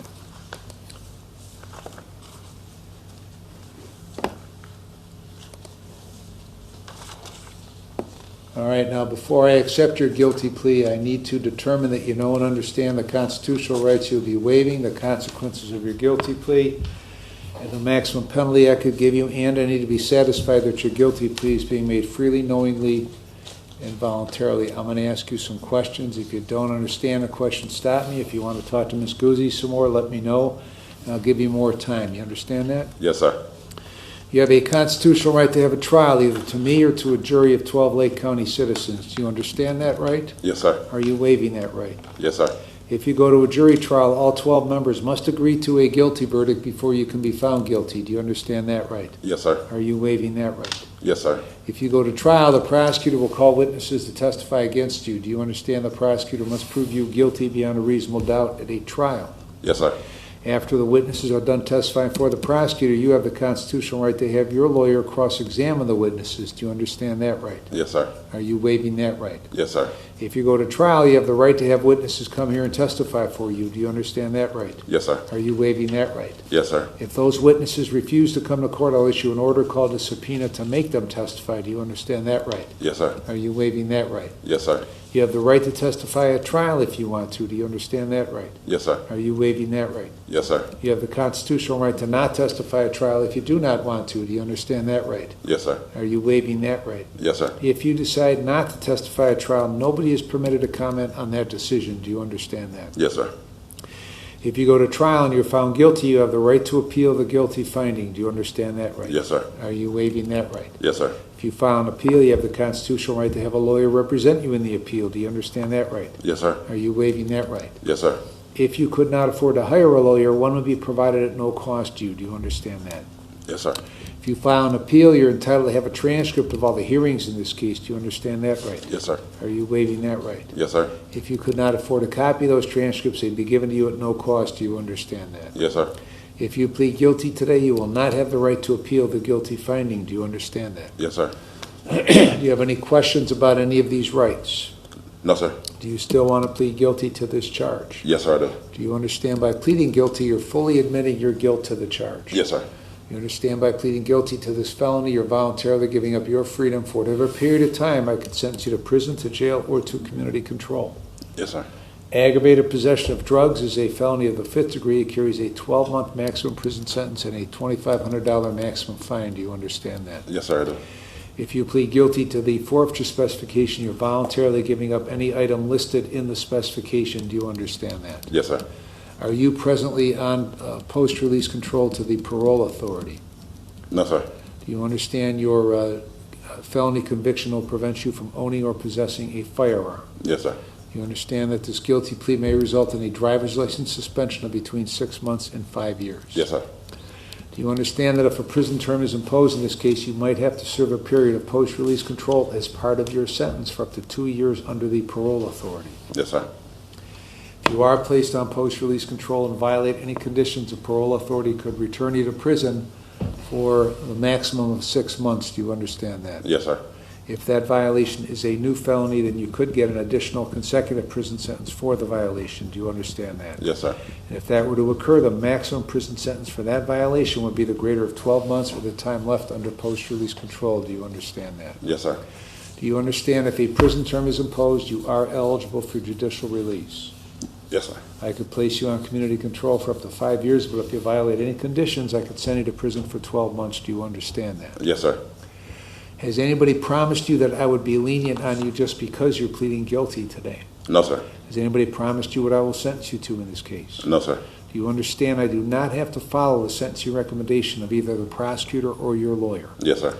Have you had enough time to talk with Ms. Guzzi before pleading guilty today? I have. Has she discussed everything about your case and answered all of your questions? Yes, sir. Are you satisfied with the advice she has given you? I am. Have you been threatened or coerced in any way to plead guilty today? No, sir. Are you freely, knowingly, and voluntarily entering your guilty plea? I am, sir. Do Yes. you have any questions at this point? No, sir. All right, Ms. Contour, if the case went to trial, what would the evidence show? Thank you, Your Honor. The case went to trial. The evidence would have shown that on May 19th of 2025, the defendant was a passenger in a vehicle that was pulled over. During a search of the vehicle, there was a dollar bill found with pills directly next to the defendant. He stated that he believed that they could be ecstasy. Those were sent to the Lake County Crime Lab and confirmed to be methamphetamine, the amount being less than the bulk amount. All right, Ms. Guzzi, anything to add to those facts? No, Your Honor. Mr. Peterson, did you hear what Ms. Contour said the facts would show if this case went to a trial? Yes, sir. And are those facts true? They are, sir. What is your plea to aggravated possession of drugs, a felony 5? Guilty, sir. And what is your plea to the forfeiture specification? Guilty. Ms. Guzzi?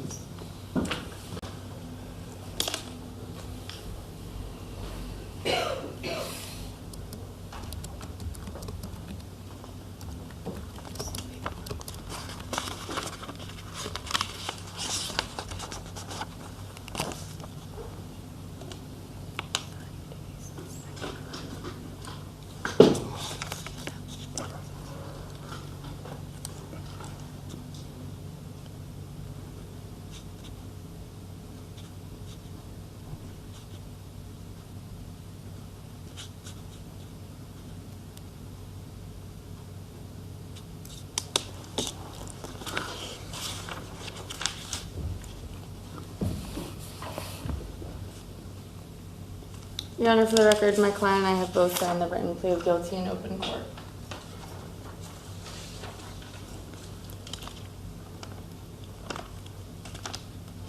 Your Honor, I did witness the defendant as well as his counsel signing the written plea of guilty, and I signed it as well.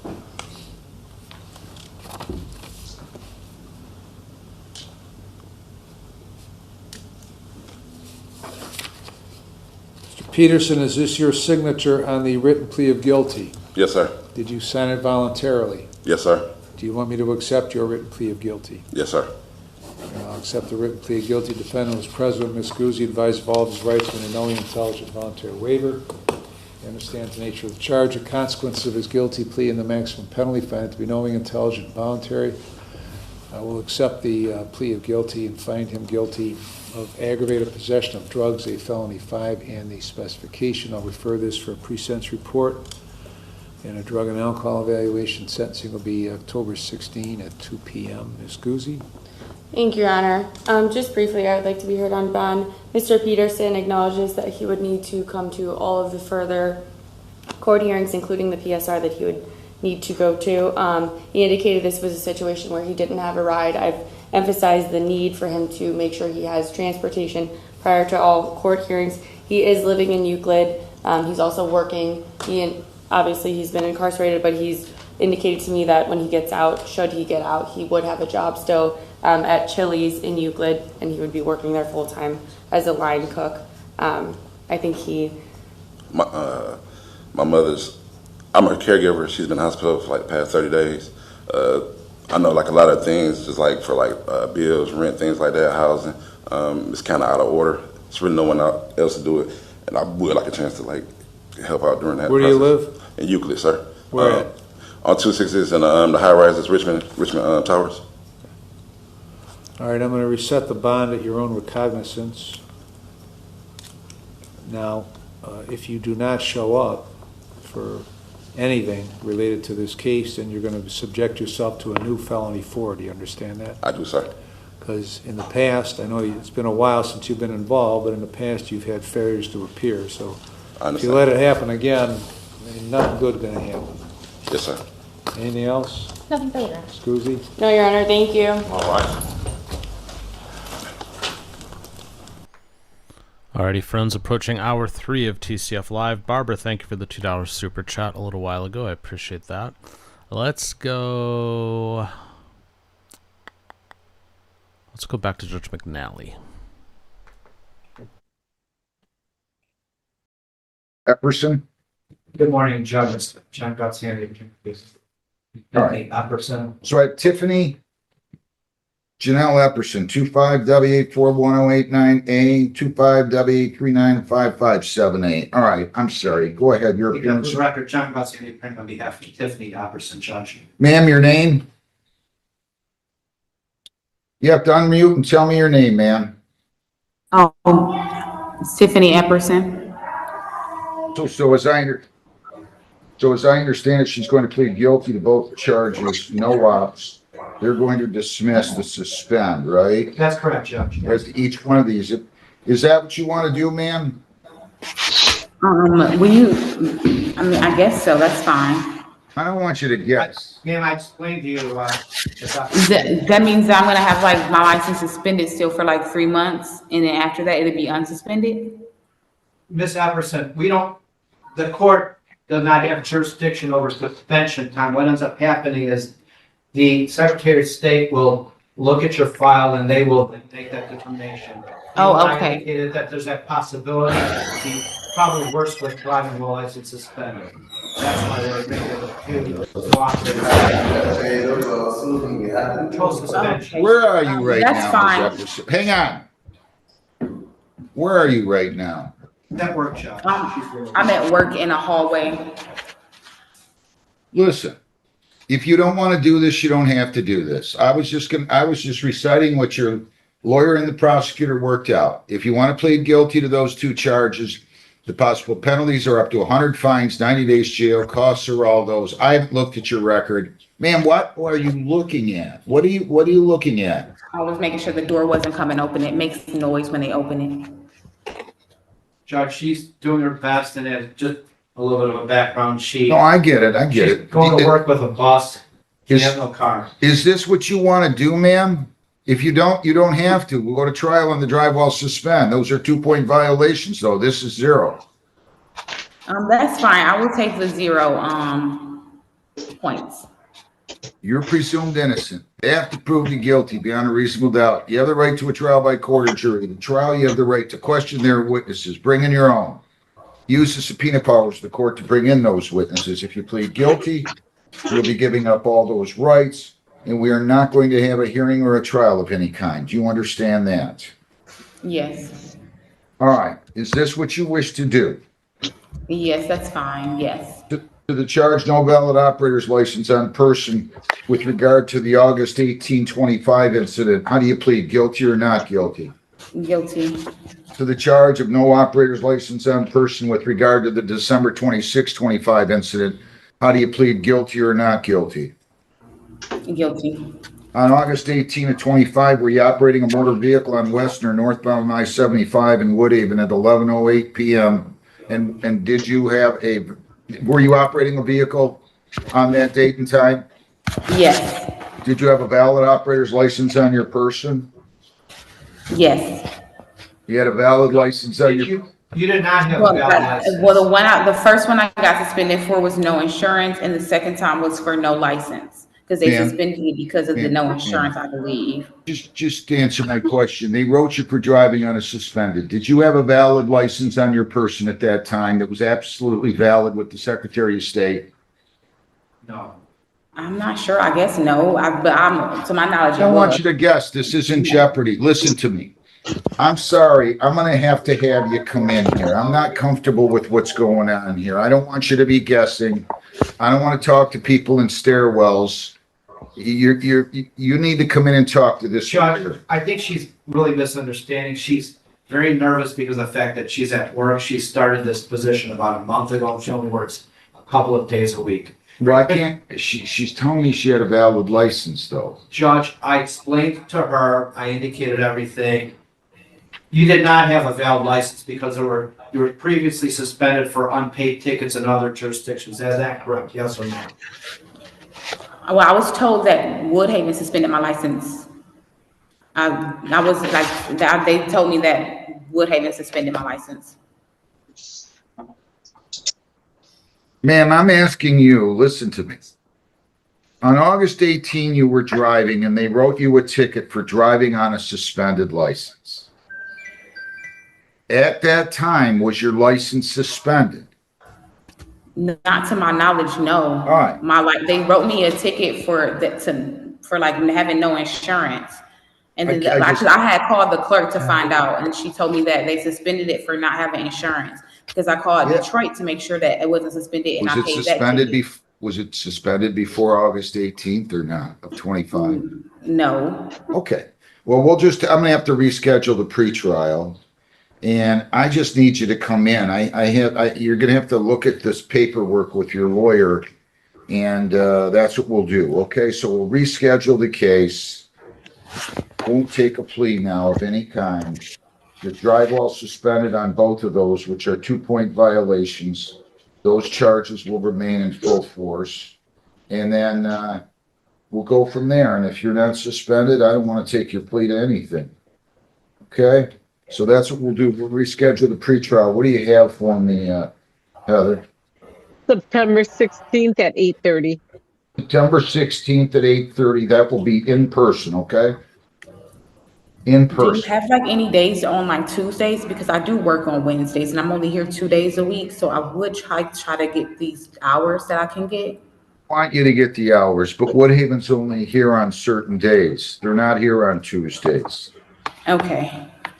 Thank you. So you have to appear in person, ma'am, 9/16 at 8:30, okay?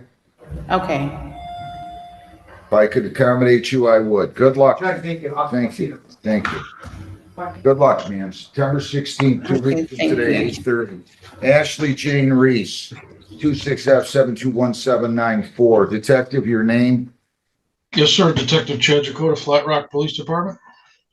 Raise your right hand. You solemnly swear affirm under penalties of perjury the testimony you've given these proceedings will be the whole true self you got. I do. All right, go ahead. Okay, on August 30th, 2026, at approximately 11:46 p.m., Corporal Hunter conducted a traffic stop of a silver Ford Focus for a speeding violation. Corporal Hunter was dressed in a full Class B uniform with Flat Rock police patches on his shoulders and police on the back of his outer vest carrier. When Corporal Hunter made contact with the driver and sole occupant of the vehicle, Ashley Jane Reese, she admitted she had been drinking. Corporal Hunter asked Reese how much she had to drink, and Reese said enough, and then laughed at Corporal Hunter. Corporal Hunter asked Reese to step out of the vehicle. Reese walked to the front of Corporal Hunter's patrol vehicle and laid her upper body and head against the hood of the vehicle. Corporal Hunter asked Reese where her driver's license was, and Reese said, "I don't have one. My license is suspended." Corporal Hunter asked Reese what she had to drink. Reese said a 4 Loko and a 5th of Pink Whitney vodka. Reese then added that she's currently on probation in Monroe County. Officer Murray arrived at the traffic stop wearing a Class B uniform with Flat Rock patches on each shoulder and police on the rear of his outer vest carrier. Corporal Hunter asked Reese to take a PBT. Reese immediately stated that she was not taking a test. Corporal Hunter then asked Reese to take standard field sobriety test. She became angry and said that she was going to run away. Reese was then taken into custody by Corporal Hunter and Officer Murray on suspicion of OWI. Reese was transported to the Flat Rock Police Station by Corporal Hunter. Corporal Hunter read Reese her chemical test rights verbatim from the DI 177 form. Reese agreed to take the breath test. The results of that test were 0.212 BAC. While attempting to secure a second breath sample, Reese became upset and officers moved her to the back of the booking room bench. Officer Murray started the booking process and Reese began to yell and request to speak to the chief of police. Sergeant Slarb entered the booking room dressed in full Class B uniform with Flat Rock police patches on each shoulder. He began to speak with Reese and advised her that he was not the chief, but he was the on-duty supervisor. Reese said she did not want to speak with Sergeant Slarb, and then she stood up, trying to pull her hand through her handcuffs.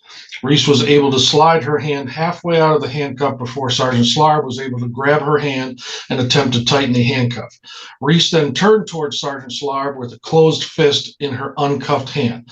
Sergeant Slarb believed Reese was going to punch him, so he pushed her against the wall and backed down onto the bench. Officer Murray and Corporal Hunter came back into the booking room as Reese was becoming more aggressive. Reese began to punch, kick, and spit at officers.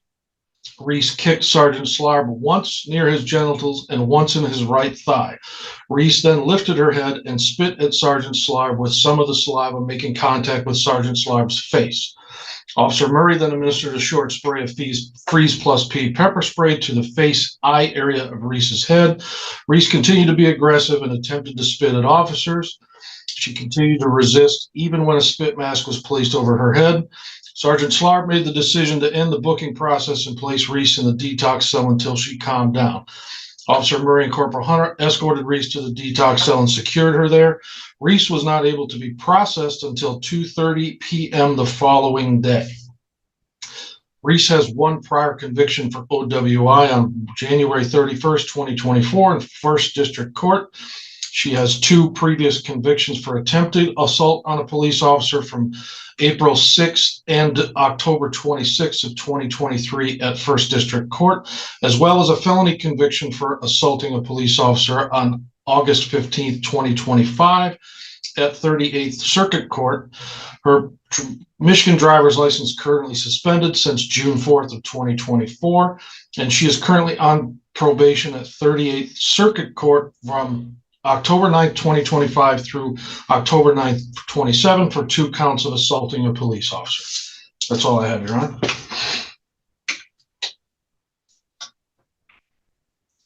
I've got a fleeing elude third conviction out of Monroe County of August 15 of 25. Do you show that?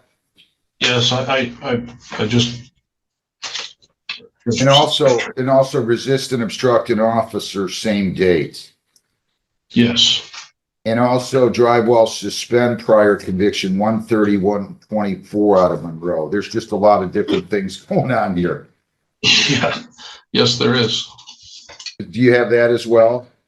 Yes, Your Honor, I do. Based on your sworn testimony, I find that the crime of OWI 2 was committed. Assault, resist, and obstruct an officer was committed. Drive while suspend was committed, and there's sufficient evidence to establish that defendant had the 2 prior convictions giving rise to the habitual third offense notice. So I'm authorizing the issuance of the complaint and the warrant, and you can bring her in for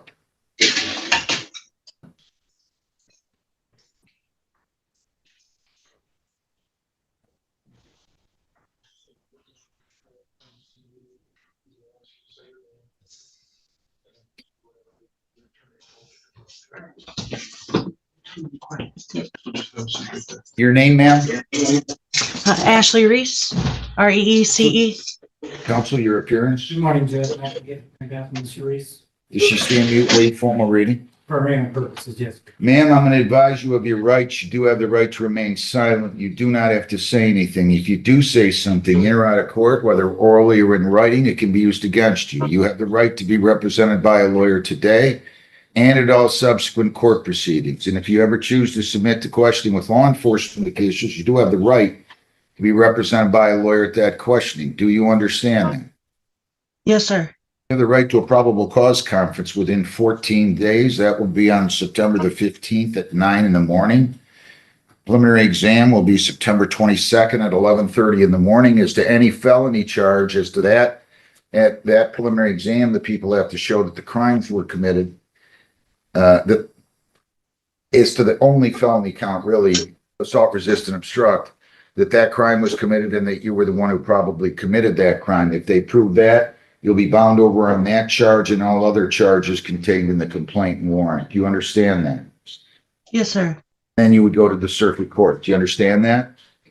Yes, sir. So again, 9/15, September 15 at 9, September 22 at 11:30. Those will be in front of Judge Hess, and I'll listen to you with regard to bond. Judge, Ms. Reese is 33 years old. She doesn't have two minor children, which she shares custody with her ex-husband. They live with her 1 week on, 1 week off. He is currently employed at Marco's Pizza in Rockwood. She's been there for the last 9 months. Previously, she was working with me for 2 years as a coal mill cleaner. After speaking with Ms. Reese, Judge, she doesn't recall the events of that night after the initial stop. Between the time of the stop and the time that she actually woke up in the cell is completely a blank to her. She was not aware that anything like what's alleged in the report occurred. With that being said, Judge, she is able to post $600 today. The court's willing to grant her a reasonable bond with a 10% provision. And she asked for court-appointed counsel. You asking for any bond here, Detective? Your Honor, with regards to this case, plus the assaultive history of Miss Reese, we're asking for a cash bond today. Ma'am, I'm going to advise you of your bond conditions. You're not to have any contact with the victims. You cannot write, phone, see, text, email, or communicate with the officers or have anybody else do any of those things for you or on your behalf. No contact with prosecution witnesses except through your lawyer. So you're not to have any contact with Officer Schlarb, Murray, or Hunter. Okay, sir. You're not to purchase, possess, or consume alcohol. You're not to purchase, possess, or consume marijuana. You're not to purchase, possess, or consume illegal controlled substances. You're to attend AANA at least 3 times a week. He's going to hand you a form. Every time you go, you have to have the form signed. Every time you come to court, you have to bring the form with you. You're not to be released until fitted with a SoberLink device. You're not to be released until fitted with a SoberLink device. You cannot leave the state without consent. I'm sorry, sir. I didn't know what you meant. You cannot leave the state without consent of the court. You cannot violate any law. You must appear in court as directed. $75,000, 10% will be your bond. You're going to have to post $7,500 to secure your release. Okay. That's it. Good Thank luck. you. Thank you.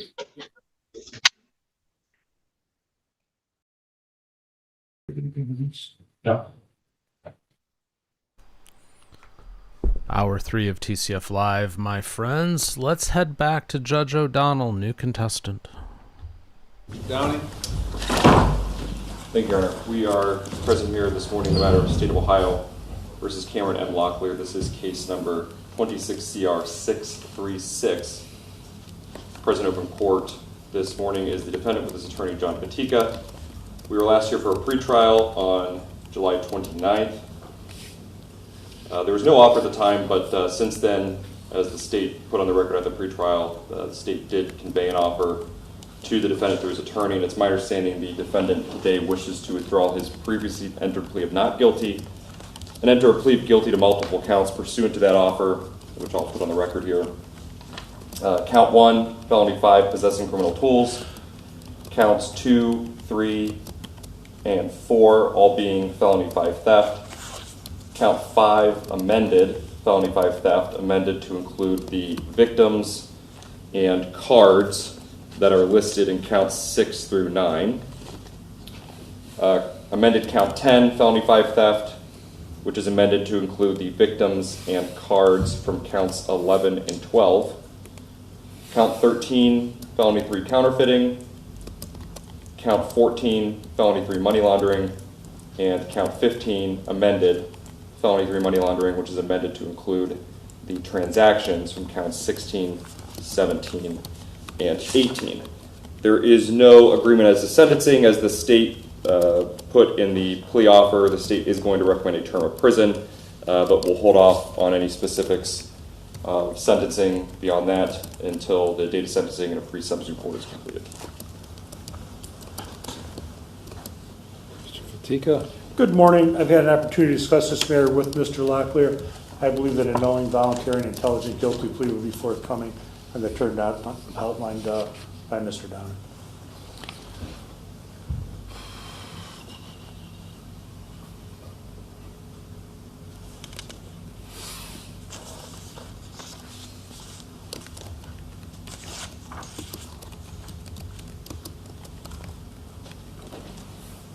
Mr. Locklear, how old are you? I'm 29 years old. How far did you go through school? Some college. Are you a U.S. citizen? Yes, Your Honor. Are you able to read, write, and understand the English language? Yes, Your Honor. Prior to coming to court, have you taken any drugs or alcohol or any prescription medication in the last 48 hours? No, Your Honor. Have you ever been diagnosed with or treated for any mental illness? No. Did you get a copy of the indictment in this case? Yes, Your Honor. And Mr. Downey outlined the counts you're pleading to. Is that accurate? Is that your recollection? Yes, Your Honor. Any question about it? No. All right. Before I accept your guilty plea, I need to determine that you know and understand the constitutional rights you'll be waiving, the consequences of your guilty plea, and the maximum penalty I could give you, and I need to be satisfied that your guilty plea is being made freely, knowingly, and voluntarily. I'm going to ask you questions. If you don't understand a question, stop me. If you want to talk to Mr. Fatika some more, let me know, and I'll give you more time. Do you understand that? Yes, Your Honor. You have a constitutional right to have a trial, either to me or to a jury of 12 Lake County citizens. Do you understand that right? Yes, Your Honor. Are you waiving that right? Yes. If you go to a jury trial, all 12 members must agree to a guilty verdict before you can be found guilty. Do you understand that right? Yes, Your Honor. Are you waiving that right? Yes. If you go to trial, the prosecutor will call witnesses to testify against you. Do you understand the prosecutor must prove you guilty beyond a reasonable doubt at a trial? Yes, Your Honor. After the witnesses are done testifying for the prosecutor, you have the constitutional right to have your lawyer cross-examine the witnesses. Do you understand that right? Yes, Your Honor. Are you waiving that right? Yes. If you go to trial, you have the right to have witnesses come and testify for you. Do you understand that right? Yes, Your Honor. Are you waiving that right? Yes. If those witnesses refuse to come to court, I'll issue an order called a subpoena to make them testify. Do you understand that right? Yes, Your Honor. Are you waiving that right? Yes. You have the right to testify at trial if you want to. Do you understand that right? Yes, Your Honor. Are you waiving that right? Yes. You have the constitutional right to not testify at trial if you do not want to. Do you understand that right? Yes, Your Honor. Are you waiving that right? Yes. If you decide not to testify at trial, nobody is permitted to comment on that decision. Do you understand that? Yes. If you go to trial and you're found guilty, you have the right to appeal the guilty finding. Do you understand that right? Yes, Your Honor. Are you waiving that right? Yes. If you file an appeal, you have the constitutional right to have a lawyer represent you in the appeal. Do you understand that right? Yes, Your Are Honor. you waiving that right? Yes. If you could not afford to hire a lawyer, one would be provided at no cost to you. Do you understand that? Yes, Your Honor. If you file an appeal, you're entitled to have a transcript of all the hearings in this case. Do you understand that right? Yes, Your Honor. Are you waiving that right? Yes. If you could not afford a copy of the transcripts, they'd be given to you at no cost. Do you understand that? Yes, Your Honor. If you plead guilty today, you will not have the right to appeal the guilty finding. Do you understand that? Yes. Do you have any questions about any of your rights? No. Do you still want to plead guilty to these charges? Yes. You understand by pleading guilty to these felonies, you're voluntarily giving up your freedom for whatever period of time. I could sentence you to prison, to jail, or to community control. Yes, Your Honor. Count 1, possessing criminal tools is a felony 5. There is a 12-month maximum prison sentence and a $2,500 maximum fine. Do you understand that? Yes, Your Honor. Counts 2, 3, and 4 are all theft, all felonies of the 5th degree. Each individually has a 12-month maximum prison sentence and a $2,500 maximum fine. Do you understand that? Yes, Your Honor.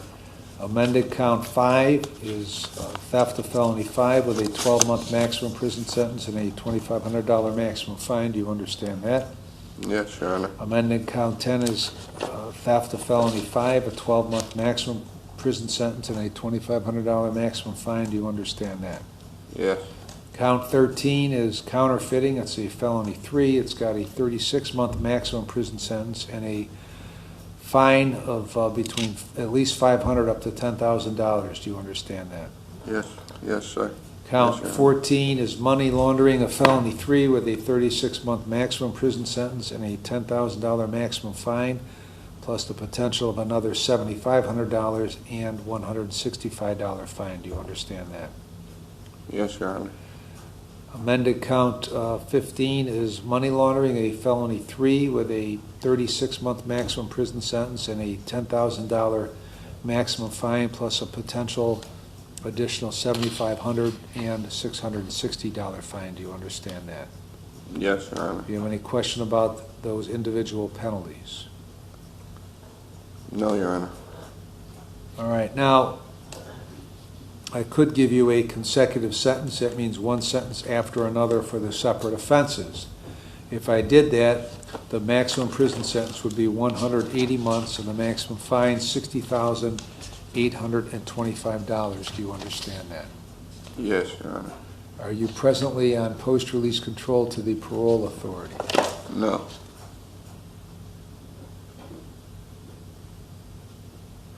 Do you understand that if a prison term is imposed in this case, you might have to serve a period of post-release control for up to 2 years under the parole authority? Yes, Your Honor. If you are placed on post-release control and violate any conditions, the parole authority could send you back to prison for up to 9 months for each violation, up to 1/2 of my sentence. Do you understand that? Yes, Your Honor. If that violation is a new felony, then you could get an additional consecutive prison sentence for the violation. Do you understand that? Yes, Your Honor. And if that were to occur, the maximum prison sentence for the violation would be the greater of 12 months or the time left under post-release control. Do you understand that? Yes, Your Honor. Do you understand that if a prison term is imposed, you are eligible for judicial release? Yes, Your Honor. I could place you on community control for up to 5 years, but if you violate any conditions, I could send you to prison for 180 months. Do you understand that? Yes, Your Honor. Has anybody promised you that I would be lenient on you just because you're pleading guilty today? No, Your Honor. Has anybody promised you what I will sentence you to in this case? No, Your Honor. Do you understand I do not have to follow the sentencing recommendation of either the prosecutor or your lawyer? Yes. Have you had enough time to talk to Mr. Fatika before pleading guilty today? Yes. Has he discussed everything about your case and answered all of your questions? Yes, Your Honor. Are you satisfied with the advice he has given you? Yes. Have you been threatened or coerced in any way to plead guilty today? No, Your Honor. Are you freely, knowingly, and voluntarily entering your guilty plea? Yes, Your Honor. Do you have any questions at this point? No, Your Honor. Mr. Downing, if the case went to trial, what would the evidence show? Thank you, Your Honor. Going in order here, I'll first address counts 1, 2, 3, 4, 5,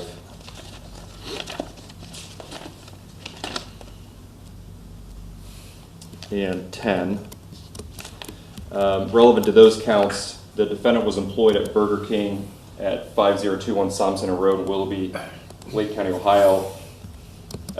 Investigation by the Willoughby Police Department revealed that when the defendant worked at the drive-thru window there, he would take the credit cards of customers and swipe them through a card reader hidden in his pocket, in addition to swiping the card through the POS terminal for payment. When police responded, they spoke with the defendant, who admitted to doing this. He handed over the device from his jacket pocket to police, which was a Deftun, D-E-F-T-U-N, Mini DX3 V 2017 scanner, which has the ability to read the numbers from the magnetic strip of credit cards and then transport those numbers to an Excel spreadsheet via computer or Bluetooth. A review of the forensic review of that scanner found it contained 496 credit card numbers. Defendant stated that claimed that he found a person on Instagram who asked him to do this, and would pay him cash to swipe these cards and provide them to this unknown person, and that he'd been doing this for about 3 weeks. Police reviewed transaction records from Burger King and surveillance records of the video from May 3rd, 2022 and May 4th, 2022, and found that during that time period, the defendant swiped almost every card he received from a customer through the skimmer. In addition, victim RA, which is in count 2, contacted the police believing his credit card number was stolen on April 29th, and that victim's name and number were found in the skimmer data.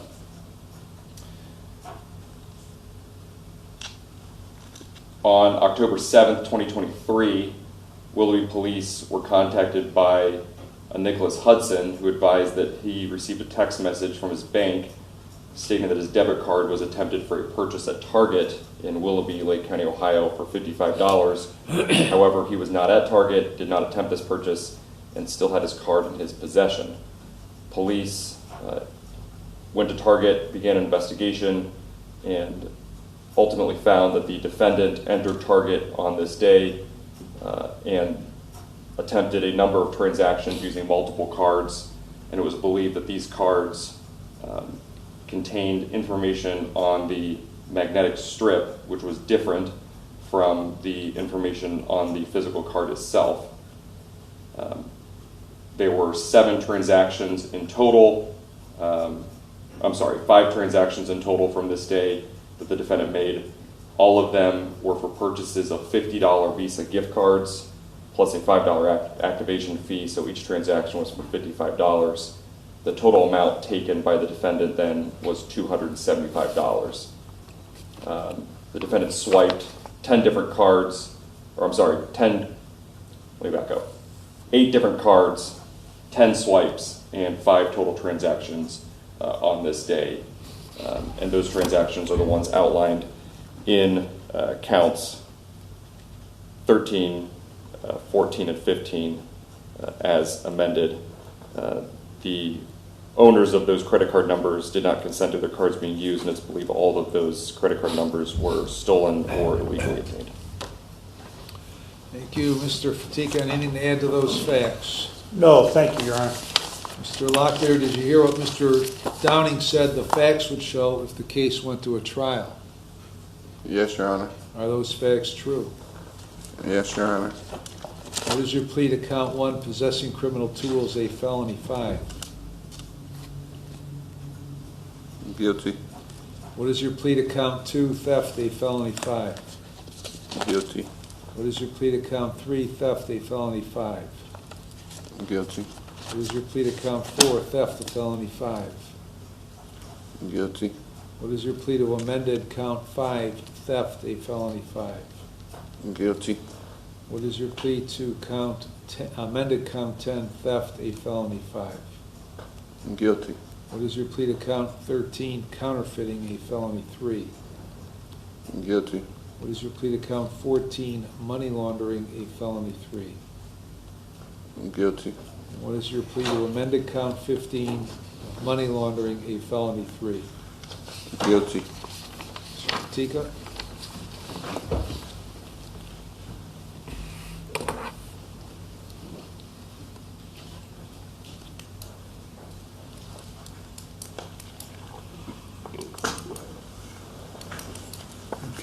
This is the original.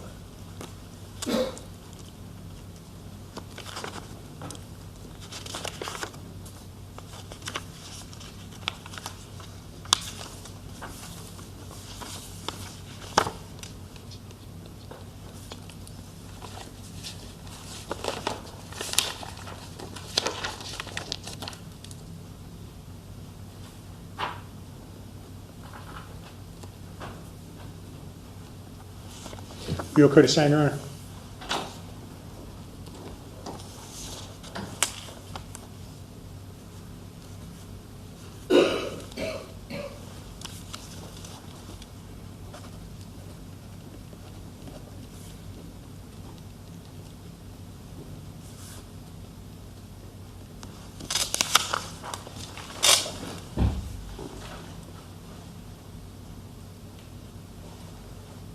Your Honor, I witnessed the defendant's attorney sign the written plea of guilty here in open court, which I have also signed as a witness and provided back to defense counsel.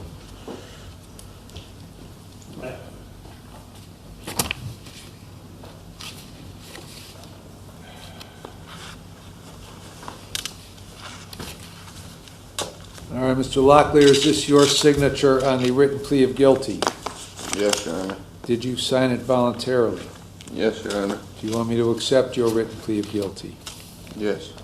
All right, I'll accept the written plea of guilty. Defendant was present. Mr. Fatika advised of all of his rights, made no intelligent voluntary waiver, understands the nature of the charge, consequence of his guilty plea, and the maximum penalty. Find to be knowing, intelligent, voluntary. I will accept the defendant's plea of guilty and find him guilty of count 1, possessing criminal tools, a felony 5, counts 2, 3, and 4, each theft, each a felony 5, amended count 5, theft, a felony 5, amended count 10, theft, a felony 5, count 13, counterfeiting, a felony 3, count 14, money laundering, a felony 3, amended count 15, money laundering, a felony 3. I'll refer this for a pre-sentence report and victim impact statement. Sentencing will be October 22 at 8:30, and the bond is continued. Anything else, Mr. Downing? No, Your Honor, thank you. Mr. Fatika? No, thank you, Your Honor. All right, we're adjourned. Okie dokie, friends. Now in the final half hour of TCF Live for this morning, let's go back to Michigan, check back in with Judge DeSanto. Right. Your Honor, this is I'm set for arraignment pretrial, and I've pretried the case with my client who in or Spanish to English, but we are requiring language line in this case. Okay. All right. Good morning, counsel. Sir, your name for the record, please. Sir, can you tell me your name? Your name. Manuel. Manuel. Surname? Manuel. Victory. Okay. Very good. Thank you.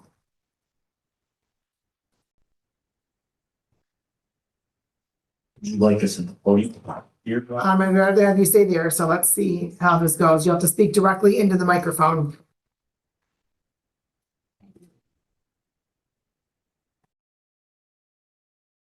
An interpreter.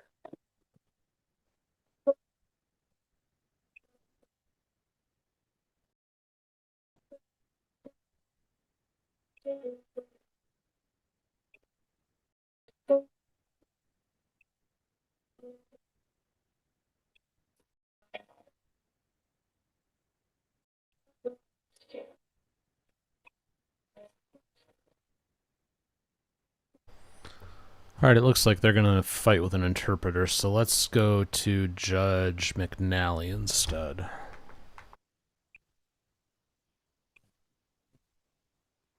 Your name? Randy Burns. What you doing? What are you doing? You talking talk. Are you under the influence of something? No, I'm very sorry. Maybe a little groggy.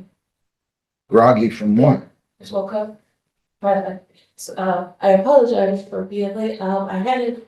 It seems that my notice might have still got lost with my belongings of trying to wait out the month to be here. I thought I could have sworn it was 10. So I'm looking at it right. I'm looking at the notice that was sent to you. It says 9. It says 9. I'm sorry. I had it in mind 10 for some reason. Because I got up early. Just Where do you work? You work?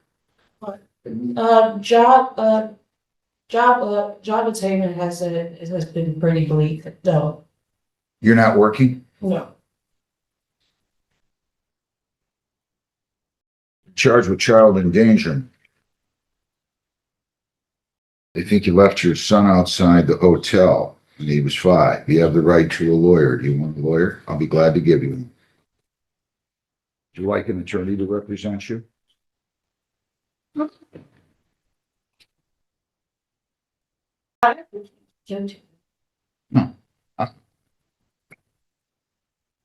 going to give you a lawyer. You want a lawyer? Sure. You okay? Ma'am, are you okay? Yeah. Yeah, I am. I mean, if you're not, I can reschedule this. What makes it not okay? I'm just asking you, I just told you if you're not okay, we can reschedule this. You told me you were groggy. Yeah, but I'm still here, still alert. Obvious. All right, we'll give you a defense lawyer. You go out in the hallway and we'll set it up, okay? Have a seat in the hallway. You gotta be here on time next time. I will, sorry. You wait out in the hallway and we'll set you up with a lawyer. Okay, thank you, Your Honor. You're welcome.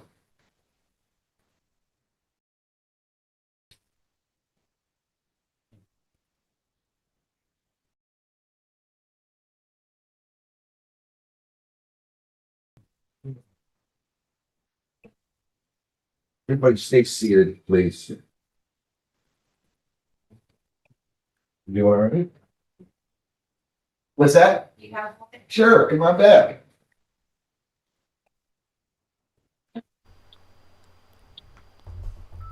So yeah, he suspects something's going on. That's why he just left the bench. I'll keep an eye on that. Let's go back to Judge DeSanto, though. She's moved on from that interpreter mess to probably some other kind of mess, but let's find out. Ms. McCaffrey, would you also fill in for the record? It's crazy. Rose Mary McCaskey. All right. And good morning. Today is the date scheduled in this matter for the adjourned pretrial. And counsel? Yes, Your Honor, and at this time, the city attorney's offered to amend the original charge to one count of disorderly, and Ms. McCaskey would like to avail herself of that offer and enter it.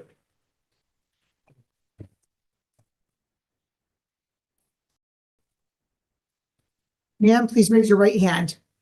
Do you solemnly swear or affirm the testimony you're about to give in this matter be the truth, the whole truth, and nothing but the truth? Yes, ma'am. Ma'am, you heard the plea that was placed on the record, correct?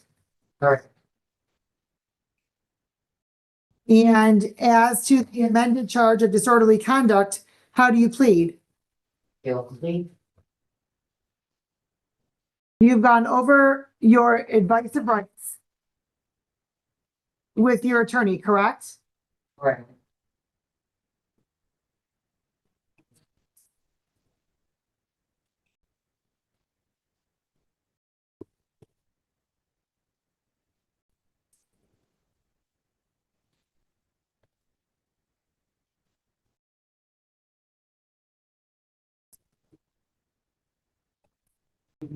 And you understand by entering into this plea that you'll be waiving some of those rights. Yes, ma'am.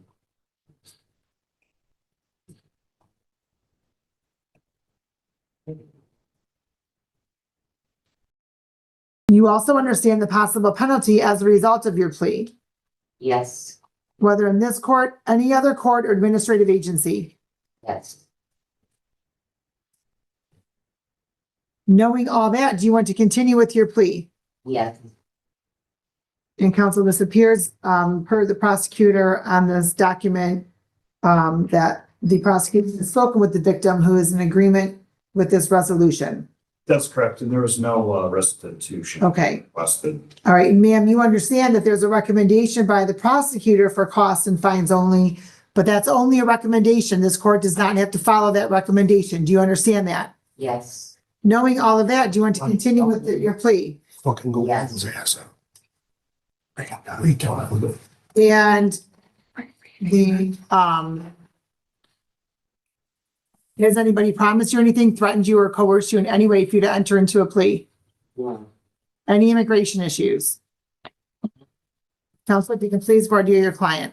Ms. McCaskey, on the date and time in question, were you within the city limits of Wyandotte? Yes. Specifically, were you at the Henry Ford Hospital? Yes. And on that date and time, did you act in a manner that was disorderly? Yes. Satisfied, Your Honor. Were you loud in creating a disturbance, ma'am? Yes. Okay.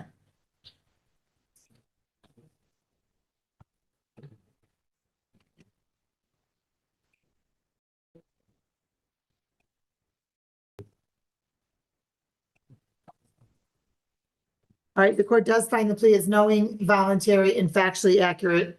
The court will accept your plea to the amended charge, dismiss the original charge per the plea agreement, and the court will order bond and conditions are continued. You'll go over to probation, you will be interviewed, and then the court does, the victim, it does have the right to address the court at sentencing, and then we will determine what is happening at that point. Thank you, Judge. Thank you. Have a good day.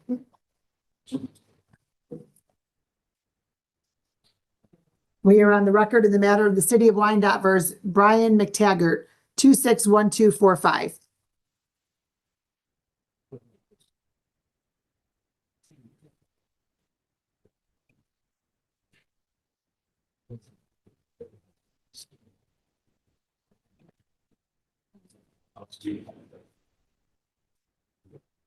Okay, Brian McTaggart. Sorry, Judge. No, that's okay. Where was the one appearing on behalf of Mr. I wasn't sure if he was in the courtroom. Yeah. Mr. McTaggart, can you please state your full name for the record? Brian McTaggart. We're not hearing you, sir. Brian McTaggart. I don't know if we heard you then either. A little bit more loudly, sir, right into the microphone, please. Brian McTaggart. Much better, thank you. And you, counsel, today is the date scheduled in this matter for the pretrial. That's correct, Your Honor, and at this time, we would be asking for a continuance for discovery. Is he back? All right, the court will adjourn this matter for discovery. The discovery order has been signed. And counsel, I'm sorry, Ellen, counsel. December 2nd, 9:45. December 2nd at 9:45 a.m. Sir, are you testing? Have you been testing?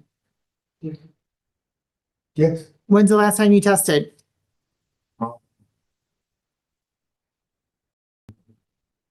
Couple days ago.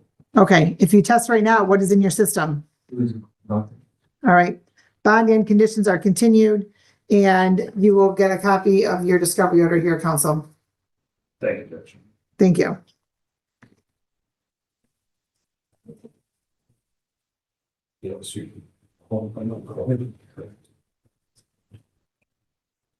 Okay, thank you. Have a good day, sir. We'll see you back on December 2nd. Thank you. We are on the record is Mr. DeBlois. Mr. DeBlois, can you hear me? We're on the record in the matter of the City of Wyandotte versus Bradley Williamson, 26902.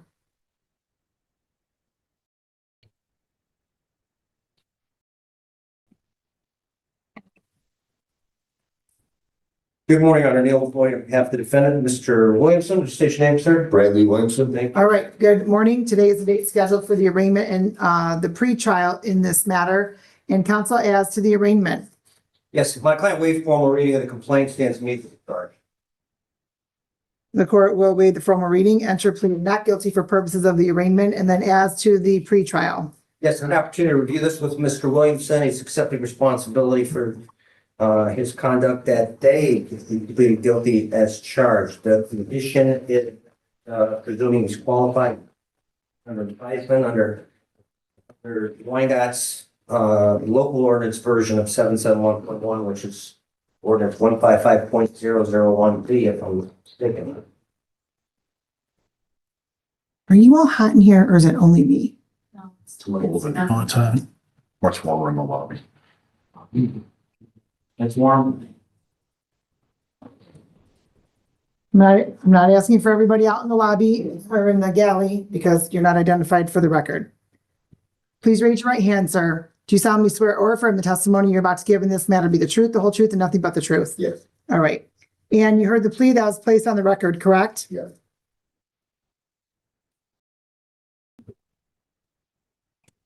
And as to the charge of possession of controlled substance, how do you plead? Guilty. You've gone over your advice of rights with your attorney, correct? Yeah. And you understand all of those rights? Yes, ma'am. You also understand by entering into a plea that you'll be waiving some of those rights? Yes. You understand as well, sir, the possible penalty as a result of your plea, whether in this court, any other court, or administrative agency? Yes. You also understand what the 155.001 status is, correct? Yes.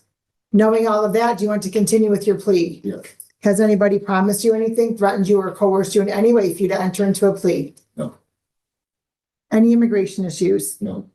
Counsel, if you can please order your client. Well, Mr. Williams, if you recall being in the city of Wyandotte, a passenger in a motor vehicle, about June 25th of this year. Yes. And there was the interaction with Wyandotte police officer who pulled over the car, and you had an interaction with a Wyandotte police officer at that time. Is that true? Yes. And he asked you for consent to search. You complied with that request, and in that search, they found a medication called Suboxone, which is a controlled narcotic. Is this true?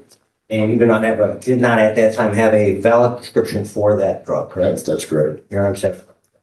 The court is also satisfied the plea is knowing, voluntary, and factually accurate. The court will accept your plea to the charge, and determine your eligibility under 155.001 at sentencing as to bond counsel. As to bond, Mr. Williamson has shown his cooperation. Right from the get-go, he was cooperative with the officers, not resist or struggle. And right up through today, he showed up when he was supposed to. He's got no history of failing to appear for court. He's not on probation or parole anywhere. He's lived at that same address, the family home on, as indicated in the file, for more than 20 years. And I think there's no very low risk that he's not going to. We'd have to ask for a personal. Well, I think it's been more than 20 years since your client's had some contact with the. No, that's not what I said. I said that he's been at the same address. Oh, I'm sorry. Yes. So he's got stable residence. All right. Sir, where do you work? I work for Better Business Bricks.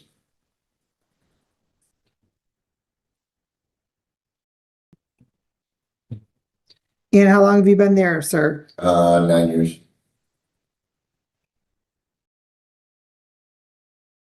For your test right now, what is in your system? Marijuana. When's the last time you used it? About a week ago. Do you have a valid prescription for it, sir? I do not.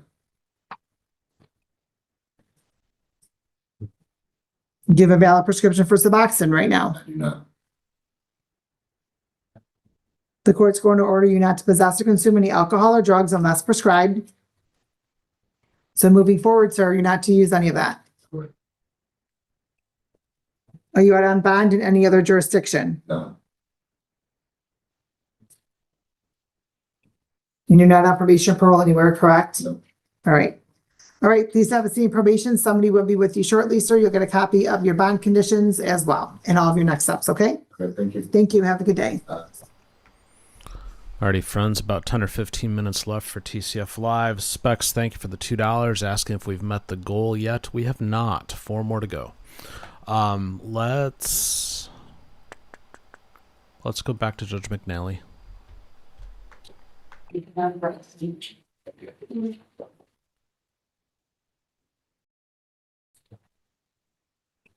Renna? Joseph Renna. 258-38464. Hang on a second here. I also have 25B147939. Just give me a second here. I think some of them are the Chesney cases.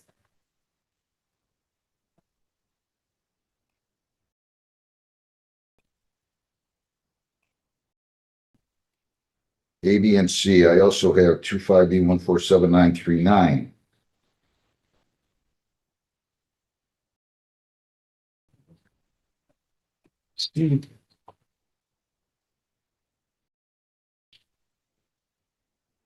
This is insane. How many cases he have? 10? So it's 2 before you. I believe there's 2 before Judge Peston, and then there's another 1 before you. So Judge, the only one I have on our docket for us is the one ending in 513. That's the only one I'm seeing on our docket for today. The reason Judge Heston files are included is because the prosecutors agreed to dismiss them. Mr. Wren.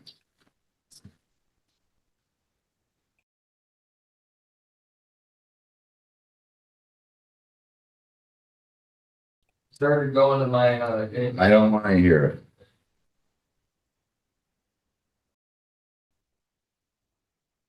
I'm gonna need somebody to come down here and interpret all of this. 939 A, B, and C are Judge Heston's. Hang on one second. 513. They're putting 513A as mine, which is a marijuana or controlled substance charge. And then B is mine. And C, they've got as Judge Heston's. Let's just take one thing at a time. And then I've got 25W 838464, which is Judge Heston's. I don't know what, oh, and then I got another one here. Dude. Oh.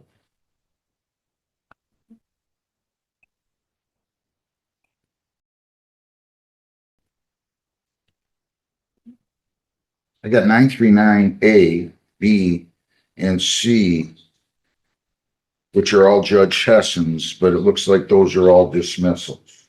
Yeah.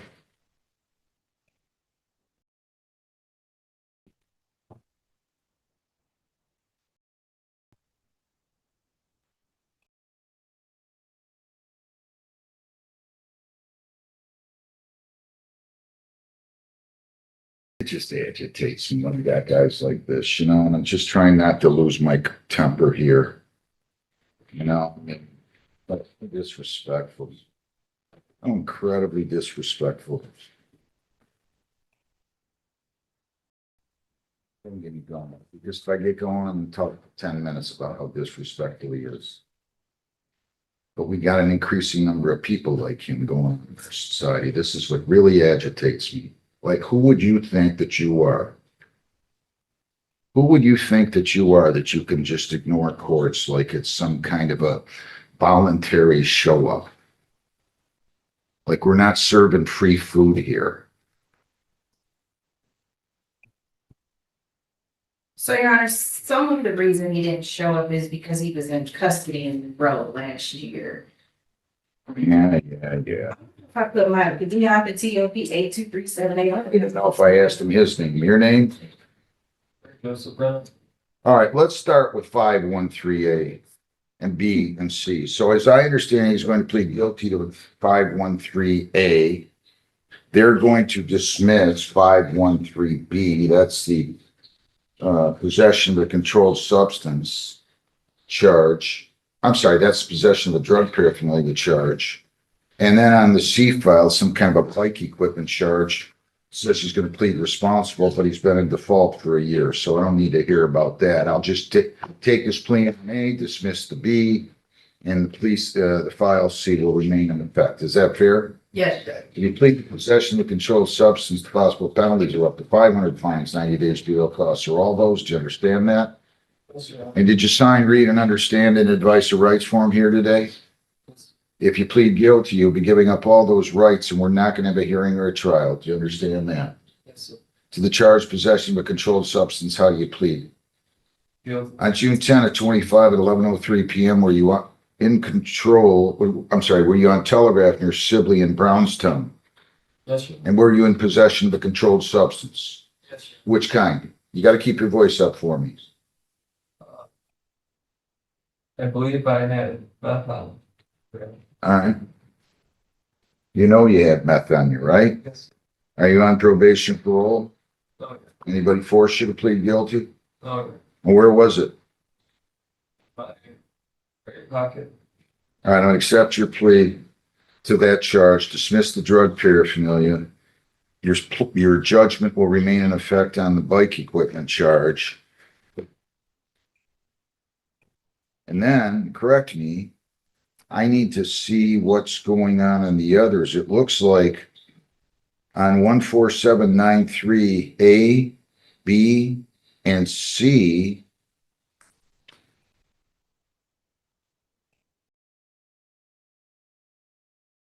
Now you got all this done. How'd you get this done?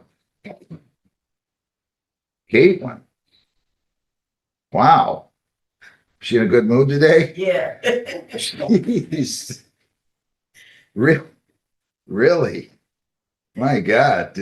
Set aside all these cases he hasn't been here on in a long time. So I guess I'm setting aside the judgment on the 939B. I'm setting aside the judgment on 939A. I'm setting aside or I'm going to go ahead and dismiss the other possession of a controlled substance on 939C. Wow. I'm going to nominate you for Lawyer of the Year, Ms. Patillo. Jeez. If you want, I'll save you time. I'll go ahead and, if you want, I can take his plea on attempt retail fraud, but it's going back to Judge Heston for sentence if he wants to do that. That's on 25W838-464. We can do that, Judge. So if you plead to attempt retail fraud, I can't read this proper I can't read what's writing. It might have to do with the restitution. He did verify. Is it property recovery. Right, everything's recovered. So there's no restitution. All right, so if you plead to attempt retail fraud on this, sir, possible penalties are up to $250 fines, 45 days jail, costs are all those. Do you understand that? Yes, sir. And you understand all your rights? You understand if you plead guilty, you've been giving up all those rights? Yes, sir. And you waived me sentencing you, correct? You understand that this will go back to Judge Heston? Yes, sir. And you agree to that? Yes, sir. I don't blame you because right now, all right, to the charge of attempt retail fraud, how do you plead? Guilty. Were you at the Myers on May 7 of 25 at 22600 Allen Road in Woodhaven? Yes, sir. And did you take property offered for sale, walk past the register without paying for it, and intend to permanently deprive Myers of that property on that date? Yes, sir. And was that merchandise to the tune of $1,181.64? Yes, sir. Anybody force you to plead guilty? Oh, yeah. You're not on probation or parole? Okay. We're going to send this one to Judge Heston for sentencing. And I did ask him attempt retail fraud, right? You did, Judge. Strictly.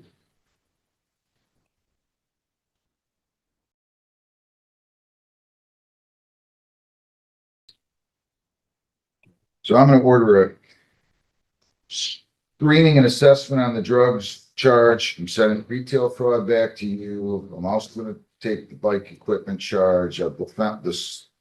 I've dismissed all the other cases I want to make sure there's no misunderstanding, Heather. Did you follow up this? There's about 10, 11 files here. I got it all. Thank you, Judge. Why don't you send in a nomination form for the state bar from Ms. Patillo? Will you do that? Caitlin. And she's gonna be on the front cover of Bar Journal next month. All right, Mr. Renna, I'm having fun, but I'm not amused. Are you straightening out your life? Yes, sir. He's been sober for 9 months, Your Honor. How'd you manage that? Big wake-up call. Well, tell me. I want to know. I moved in with my sister and brother-in-law. I got released from custody in Monroe, but staying out in Temperance, which has been a big change in my life. And it's like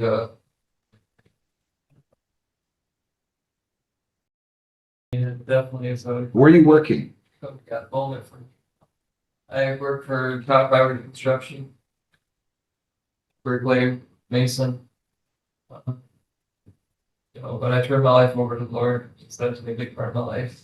And it's been. Without him, I know none of this would be possible, to be honest. Now he's making me feel bad for chewing on him a little bit.